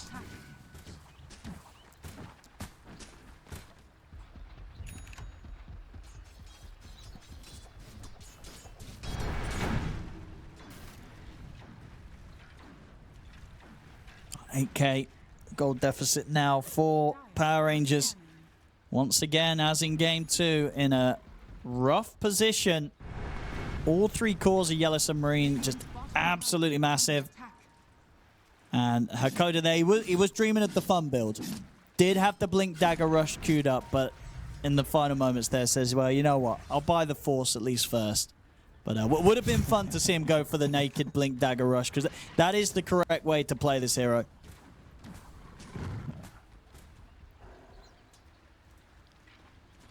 But you would max out cast. It would not be I brutal would, yes, restoration. correct. Yeah, the build is That's a bit the too fun. sensible. Yeah. So, indeed, that is, you know, maybe the Blink Dagger Rush wouldn't have been as hype with level 1 cast, but nice to see that he was at least still thinking about it, and at the moment does look like he will still want to go for it after the Force.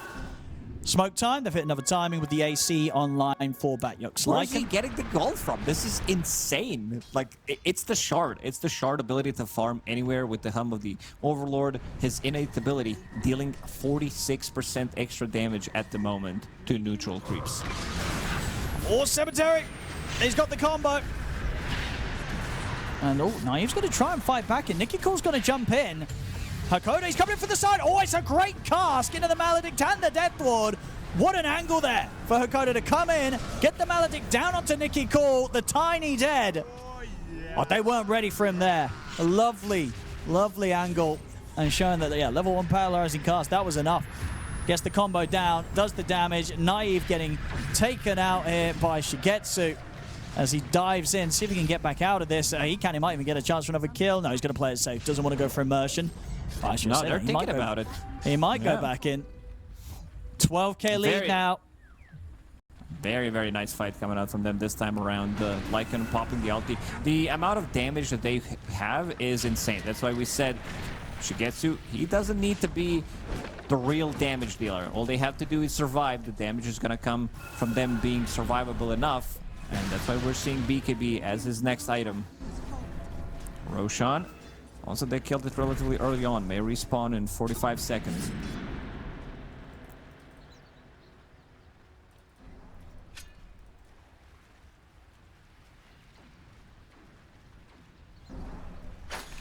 What's the plan for Power Rangers?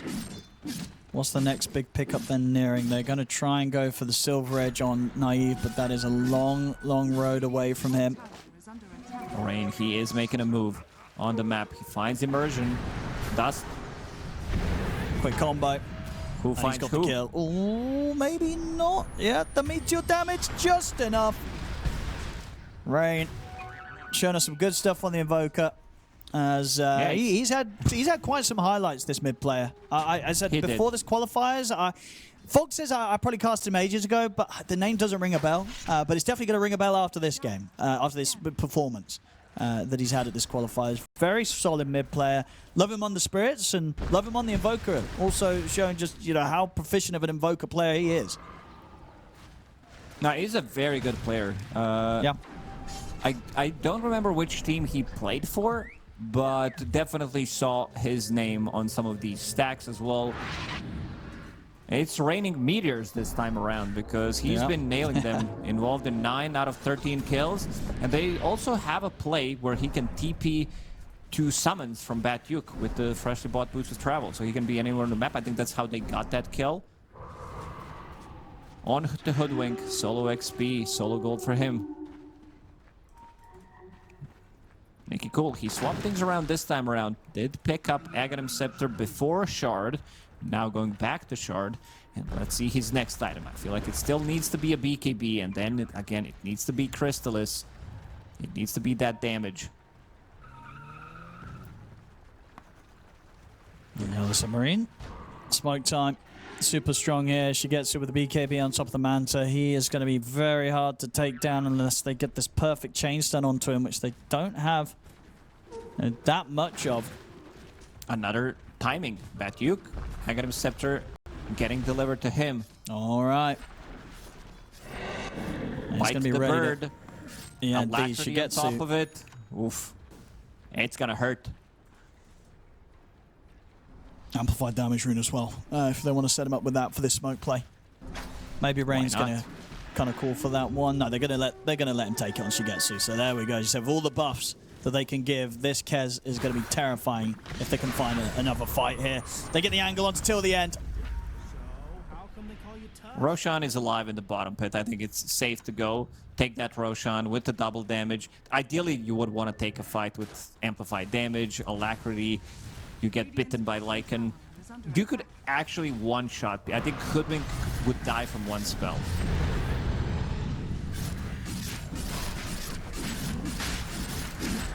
And already at the same time as they do Roche, Cemetery is going around top. In case he can get some sort of quick setup whilst the team comes outside of the Roche pit.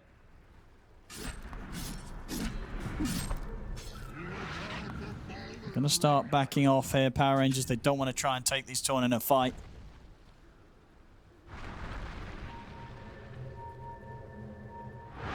And they'll be fine.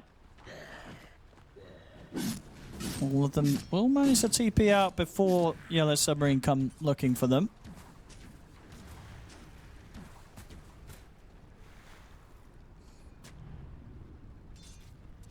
Just can they deal with this 4 minutes of Aegis on Shigetsu? Because you know that Yellow Submarine, they're going to be looking towards that final tier 2, looking towards the high ground.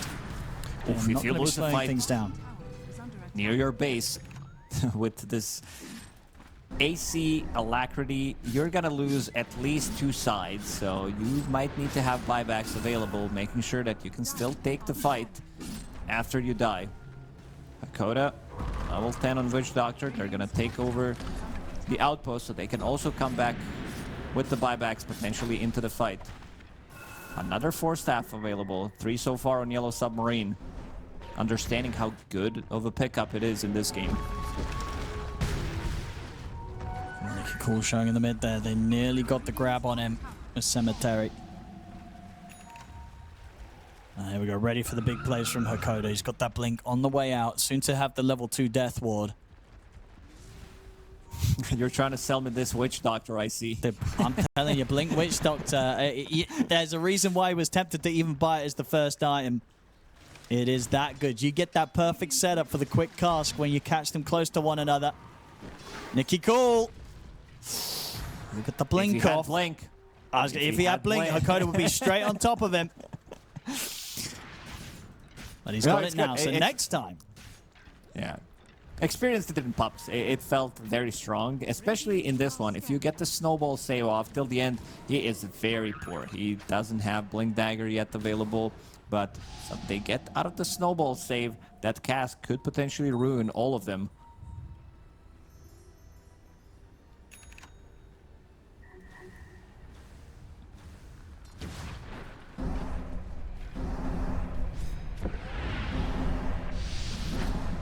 There we go. Looking towards the base. 2 minutes on the Aegis for Yellow Submarine to try and start taking away the barracks from Power Rangers.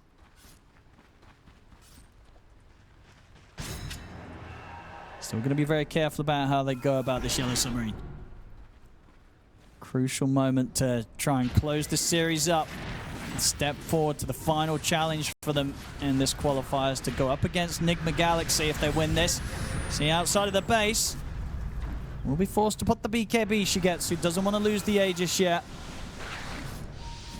I'll momentarily fall back. Still respecting the high ground. You are playing against Underlord, toss back from Tiny. It can be pretty tricky. The damage is definitely there.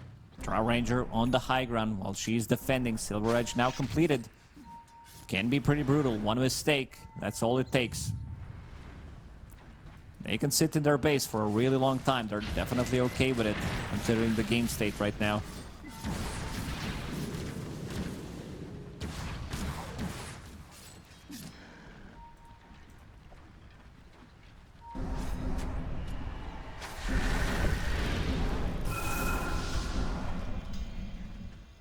Sharp for Brain.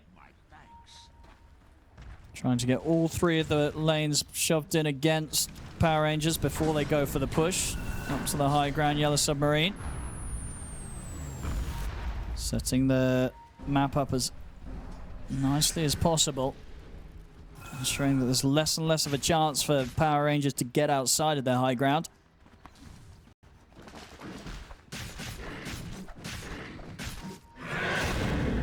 Aegis is about to time out though. So Yellow Submarine could fall back on the defensive. might not see the necessity to try and risk things on a high ground push when the Aegis is not there. Power Rangers are going to try and time things around that Aegis exploration, see if they can find the fight.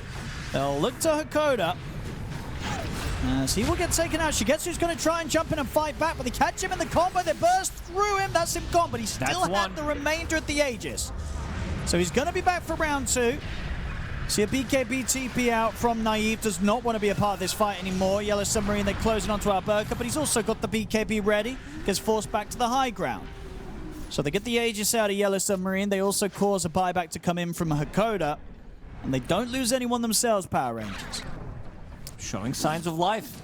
Quickly in and out, knowing that they can BKB TP out. Kez is not there. And also getting a pretty good connection with that Twin Gate. He goes through Fiend's Gate. By Twin Gate, I mean Fiend's Gate. And then another Pit of Malice on top of that. They are getting the levels. Levels means more damage. Level 20, 0.6 Firestorm burn damage extra. Everything is super tanky in this current meta. Percentage-based Cemetery. damage. Oh. There's the combo. Tree Volley comes into play there. Nicky Cool able to easily take down the Lion.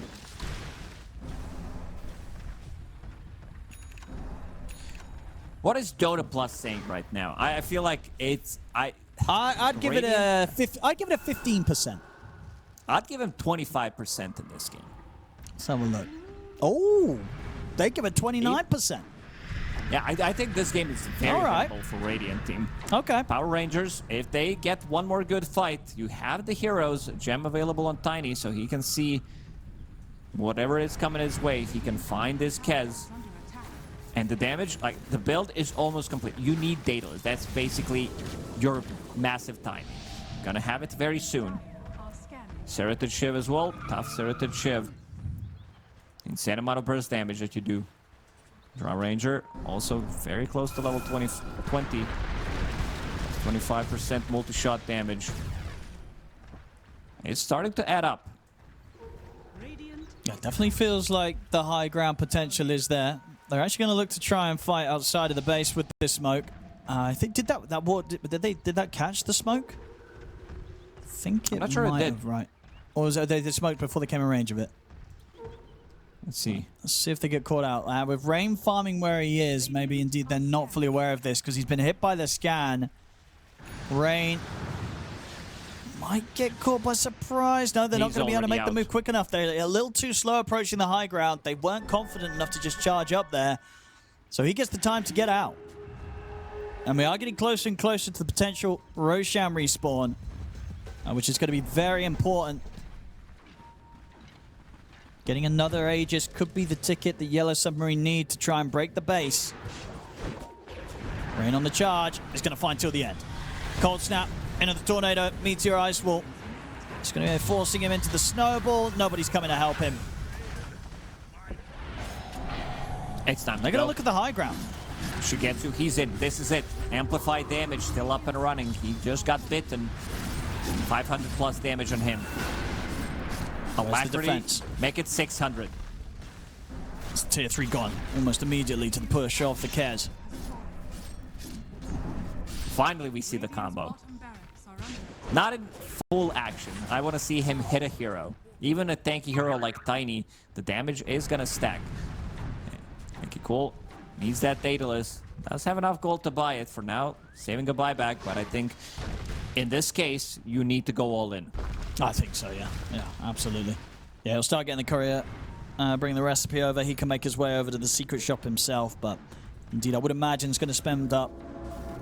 Knows that they need every little bit that they can to try and hold the high ground. They need that damage, so that if they do get a catch on someone, the Tree Volley has a solid shot of killing them. It's a huge increase in damage. It goes from 160 to 225. With Tiny having such a high base damage.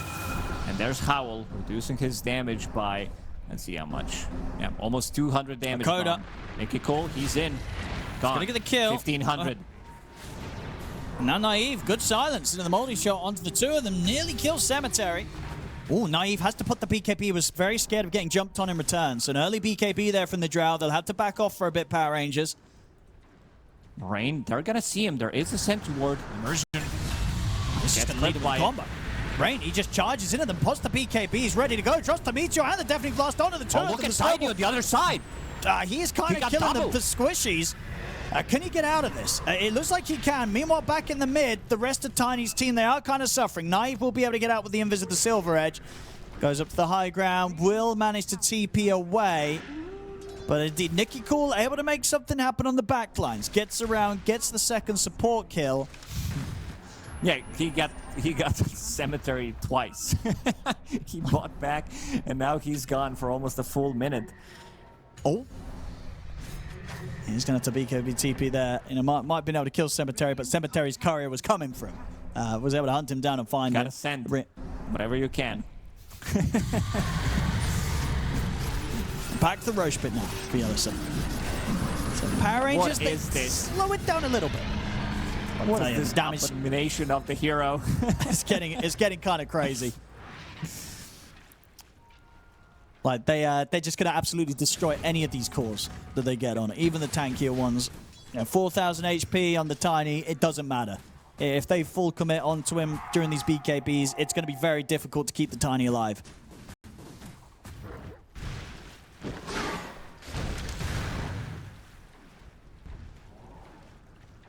And now once again with this Aegis on Shigetsu, 4.5 minutes. 4.5 minutes in which Power Rangers are going to have to fully prepare for the high ground defense.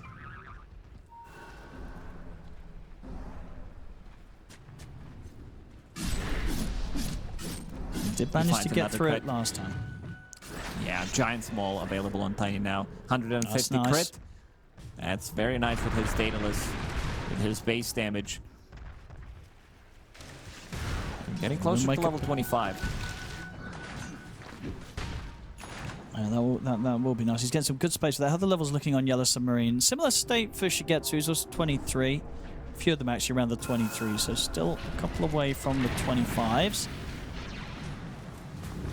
Mid and top lane pushed in now. Rain's ready to go with a full combo with this Refresher Shard. So how they fight around the BKBs is very important now. The Power Rangers, this Invoker ready to deal a crazy amount of damage with the double combo. Slow siege. Let's see how effective it's going to be. Still respecting the high ground defense. They saw what Tiny can do. They see Drow Ranger as well, getting her items. Plus, you got to respect the Underlord on top of that. And CL Burka going for a bit of a protection. This is the item that can save your buildings, can save your allies. Crimson Guard.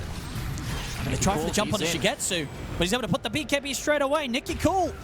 He's going to try and run. Will get away back to the high ground. TP over here from the Invoker. Rain ready to join the push. So they will manage to get away. BKB being used by Shigetsu. Nicky Cool not being forced to use his own.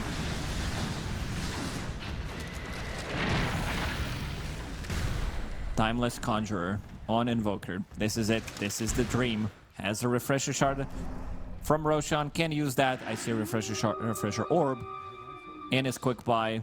Multiple meteors. Deafening blast tornadoes. It's going to be a lot. I think at one point you're going to need to square up. You're going to need Shigetsu to make a call whether he feels strong enough to go onto the high ground and try to grab a kill. Maybe get out of it, try to force a buyback, and then play off of that. Because right now, I also want to see what Dota Plus is saying. Rain, he's in. He's going to go in. He tries to frontline it. They're going to catch Cemetery. And now they're going to look to try and see if they can get on top of Rain. He's caught in the shards. Will turn in with the Cataclysm, drop it down. Kills off till the end. Tornado, EMP, and the combo dropped onto our Burka. But Nicky goes back in with the Blink Stun. And with the big hit coming in from the Tiny, they'll take Rain out. So, yeah, let's Submarine getting a little bit of ahead of themselves there. I mean, Rain, he went fully aggressive on the Invoker. He ran in as the Invoker to try and get a play going. Cost him his life. That's a massive kill. 900 gold for Nicky Cool. I see that he's trying to go for Wind Waker. We'll see if he commits. I would also be okay if he picks up AC, just to amplify that damage slightly more. Amplify the damage coming out from his Drow Ranger. Can still eat the axe, can upgrade his Blink Dagger. Has another slot for now, holding on to gems. So still a lot of room to grow for Tiny.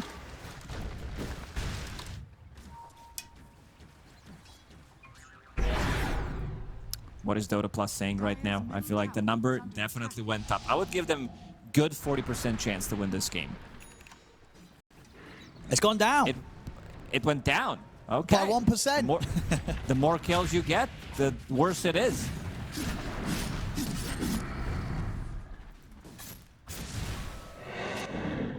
Shigetsu. Aegis is about to expire.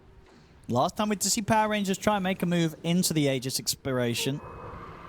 And they did manage to strike, but unfortunately for themselves, of course, doing it just before the Aegis actually did come to an end. So Shigetsu did still get to play with a second life. Dire's middle tower is under attack. Yeah, Yellow Submarine. They're just fully grouped up, just in case that sort of play was coming around the Aegis expiration, and may just set up for a smoke move themselves. Yeah, here we go. Smoke from Cemetery. Yeah, usually the team that does not have Aegis smokes at this point, or slightly before. Now they lost the Aegis, and it's go time for Yellow Submarine. The last two Aegis, they didn't get too much out of them. They really didn't try to push for the high ground. Rain leading the charge. Let's see if he's going to be able to find something, but doesn't seem to be the case. Till the end, gonna blink out. Yeah, tried to scout things there with the Cataclysm. Oh, Cemetery! That's a risky move. Okay. My goodness, this lad, he just went in. He will get the finger off, but he is dead. We'll see them go full aggressive now over towards Nikki Cool. Shigetsu gets the ultimate off. Till the end, he'll die. So they'll end up in the support trade. Batyuk trying to find the barracks. Well, to back off. He's getting caught in the route. Yeah, likes to put the BKB. Gets a little too afraid. And now another Shigetsu jumps back in. I mean, these wolves are jumping all over the place. Yeah. I think this is what they need to do. They need to use the BKBs, and then Invoker can control the back lines, and they should just go for the buildings. There's no tier 2 tower available in the bottom lane. The buildings are gonna melt. Is Crimson Guard available? No, he opted to go for Nullifier first. We'll see if that's gonna be enough to hold them away, because I feel like they can keep doing this every single time they have a BKB up. Both Lycan and Kez can blink in. Nikki Cool. He's gonna be caught. Okay, no, they won't go for that. They did obviously see where he's throwing the trees in, but they can't quite get over to that side of the lane. Nikki Cool got level 25, did go for Avalanche cooldown, 8 seconds plus. He purchased Octarine Core, bringing it down to only 4.5. Duration is 1.5, so 3 seconds without Avalanche. It gives you enough mana regen, enough mana in general, so you can keep spamming it. And also lowers the cooldown on your 3 volley down to 12 seconds. Lion was crazy. Cemetery, he's like, he just I'm went going in. Yeah, bitch. he did. He lived for a little longer than I thought he was going to. He did kind of get away with it. Managed to get all his spells off. Got the ult off.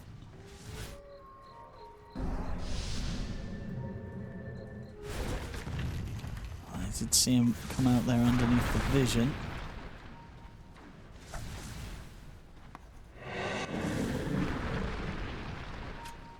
Not getting the jump. Hakoda ready to dream big and go for the Aghanims. Be a lot of fun to see if he can get that. They're stepping out of the base now, Power Rangers. Got it. Tiny teeping from tier 1 tower top to tier 1 tower bottom. By tier 1, I mean tier 3. And now he's sitting inside the base. Till the end, on the other side of the map. Let's see if he plants some vision so they can potentially get a pick off. There's one obs. Sunstrike should know something is up. Yeah, they saw where it landed, so it seems like it's being picked out. That Cataclysm revealing what he just did.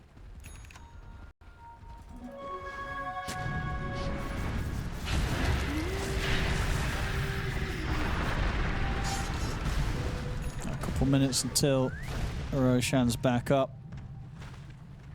Double Swift Blink. One on Lycan I think it's go. They're probably gonna wait until Roshan respawns. Yeah, I think They're so. into the respawn in minute and 30 seconds. They don't know about it, so they're gonna keep checking. It's gonna be a bit of a longer spawn. But I think it's go time. They can kill these barracks relatively easy. Yeah, it's been impressive, really. The Power Rangers have dealt with what 2 of these Aegis is going to Yellow Submarine. They've only lost kind of half at the top and half at the bottom racks. Hakoda. Oh, he's actually able to blink away from them before That's they make why a it's the strike best on item. Yeah, You they're see still them, going to get though. the setup, though. Nicky Cole, he looked for the combo, but he gets caught by the stun.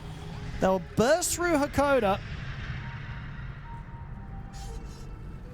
Was kind of close there. Did get a quick interrupt onto the Tiny. If he was able to get a full tree volley off, Yellow Submarine might have lost one of their cores. Bottom lane needs to be addressed. They lost the range barracks. They know. They desperately need this Crimson Guard on Underlord.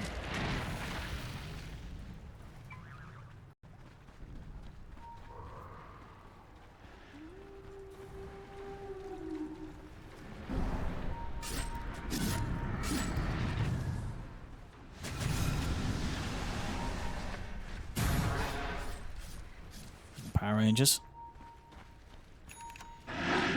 do not want to let this Roshan go for free. Couldn't stop the last 2. They're going to do everything they can to try and stop this one.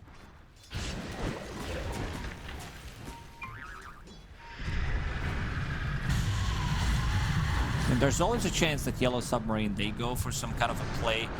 There is Fiend's Gate. It's a bit of a counterplay, but they have Boots of Travel on Invoker. Double Swift Blink, insane amount of damage, so they could potentially go in, try to force a glyph, kill this tower. They have more than enough damage to like kill the tower through even glyph. They know something is up. Doesn't seem like they want to be taking that fight. Nice. Okay, they put down the Fiend's Gate, but they don't go through it. Why don't? Yeah, go in it. Shigetsu, go in it. Check Go in what's the on gate. the other side. Yeah, just have a look. Go and have a look. See where it takes you. I mean, it is tempting sometimes. You're like, well, let's see where this goes. But no messing around here from Shigetsu. He is not going through that Fiend's Gate. There was a game in Chinese qualifiers where Terrorblade went through Fiend's Gate twice, Yeah. which did all from the enemy Fiend's Gate, and managed to win the fight off of that. He saw that's it, pretty where cool. it is, Yeah. immediately went in and reconnected with the team. It's like, thank you very much, I was close by. Listen, when the last couple of times that they've had these Aegises, they haven't managed to take too much from the base of Power Rangers. See if with this round of Aegis they can.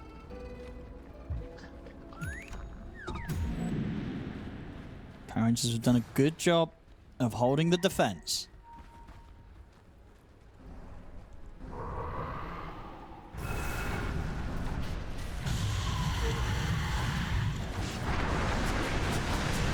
Set up onto our Burka. Full combo, a lot of damage.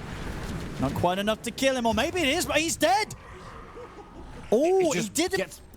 He didn't BKB. Died as well. Oh, this I mean, opens up the map.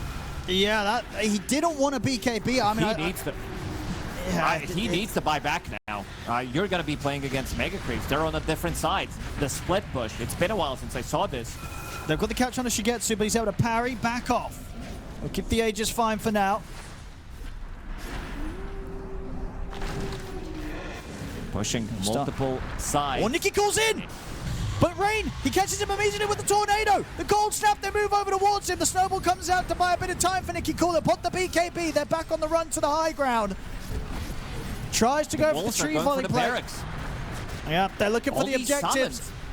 And the Forge Spirits, they're going to get the bottom one. Batyuk's in to finish that off.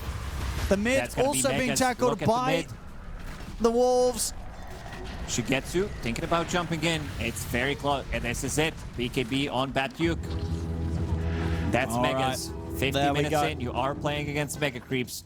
We keep saying it. There's almost no coming back from playing against Megas. Yeah. And Rain popping a tip out the way of Alberca there, I think, because indeed Alberca just didn't respect the damage of the full combo with the meatballs, not popping the BKB to try and live. Lost his life, and with him gone, they lose the whole base. As Rain back in with the combo plays till the end. He's got the snowball to save himself. But oh, no, they'll still find him. Shigetsu snipes him. Yep, slides in, finishes him off with a quick Falcon Rush. And also Echo Slash. Yes. One of his hundreds of abilities, at least. Yeah. I think it's time to go. It's time to go again. Oh, they're ready. Yellow Submarine. They can taste the victory. They're that close to it. It took them a fair few Aegises. You know, it was like the third round of the Aegis to kind of finally break the base, but they've done it. Got the Mega Creeps. Rain ready with the combo. Refresher ready. Wolf White available. Shigetsu, he's in. Shigetsu's in. He's going to jump, makes the jump over towards Naive. Naive pops the BKB. They'll turn to get the stun on Shigetsu, but now he looks to move over towards Alberca. Alberca tries to BKB and run back towards the fountain. He'll turn, get the route off on towards them, allows them to kill off Bat-Yuk. He'll save himself. Alberca lives. Shigetsu pulling himself away, attempts to go back in. Still has this Aegis, another jump forwards. But they are without their Lycan, so they might have to chill a little bit. Rain? He doesn't want to chill. Drops the full combo. Him. I think he got hit by 3 of those.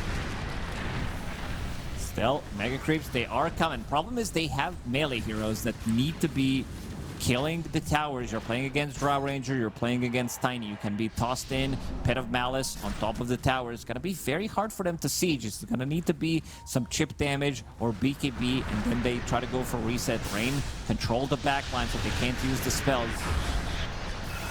That's what the Wind Waker now done. Nicky Cool. He's got multiple ways to protect himself, so much harder to get the full combo down onto the Tiny, even if the BKB is on cooldown. Towers still pretty healthy. Lost 100, 150 damage maybe ever since Mega Creeps have spawned. Probably wait. Oh, maybe if they get the jump on the mid. Nicky Cool showing. Let's see what Tiny buys. Has a lot of gold, Owen. I think this might be one of those times where you pick up Divine Rapier. I think so. Relatively close to tier 5 neutral items. She gets jumps in. BKB ready. Has to BKB. They get the Hex on and Nicky Cool. The snowball saves there, though. Saves him from the finger damage coming in from Cemetery. Still, though, as soon as the snowball comes to an end, the full combo comes into play. The walk out of the first round of the Cataclysms till the end still falls, though, to the damage of Shigetsu. He's out now for 90 on the Tusk. They're going to have to hold 4 versus 5 here. Power Rangers. Yellow Submarine pushing in with the summons. Nicky Cool trying to clear them. Rain in with another tornado. Wind Waker to get back to safety. Shigetsu looks over towards Immersion. Finger onto Nicky Cool.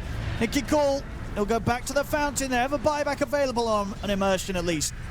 Still no buyback available for the Tusk. They'll deal with the banner, but indeed the tier 4s taking a huge amount of damage there from that attack from Yellow Submarine. I think Nicky Cool needs to buy it. Get to the shop. Boots. Is that whose courage out there at the moment? Okay, it's the Drows. It's only Naive that's got the curry out there at the moment, and he's looking at a Divine Rapier. Naive can get the Divine Rapier. So they had the potential to get 2 of them online, but you're absolutely right. Nicky Cool, he's got to go and spend his money. They need the big pickup to try and turn this game around.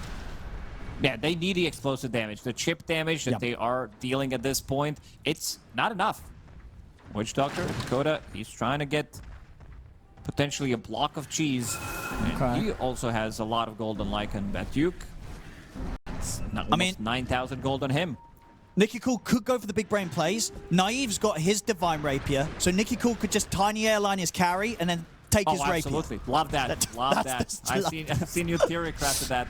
Probably happened multiple times in your pubs. That's why he's not buying it. He's looking at Naives and he's like, oh, that's a lovely rapier I can you've get got one there. for free. Yeah. Just throw him in. Could get a the big brain play instead. Here we go, Yellow Submarine. Smoked up and ready to go for the killing blow, potentially. They'll find Alberca at the front. The quick tornado combo onto him. Nicky Cool's going to jump the back line. The combo not enough to kill the supports, though. The supports of Yellow Submarine will live. It's going to be till the end. Taken down. Immersion jumps in from the side, but the BKBs are up from Bat-Yuk and Shigetsu. They go straight for him. Both supports gone. Hex onto Nicky Cool. Jumping from Shigetsu. He'll buy back straight away on the tiny Nicky Cool. But it's 3 of them against the full 5 still of Yellow Submarine. As Yellow Submarine they have glyph, forced to they'll use force it. the glyph out. They're trying to get the damage out here with the Drow Naive, but the cask is upon him. The Ancient's exposed. Nicky Call jumps forward once more, but the Cataclysm's in. The Ancient falling. Yellow Submarine have done it. They take the series 2-1, and we'll be moving on here.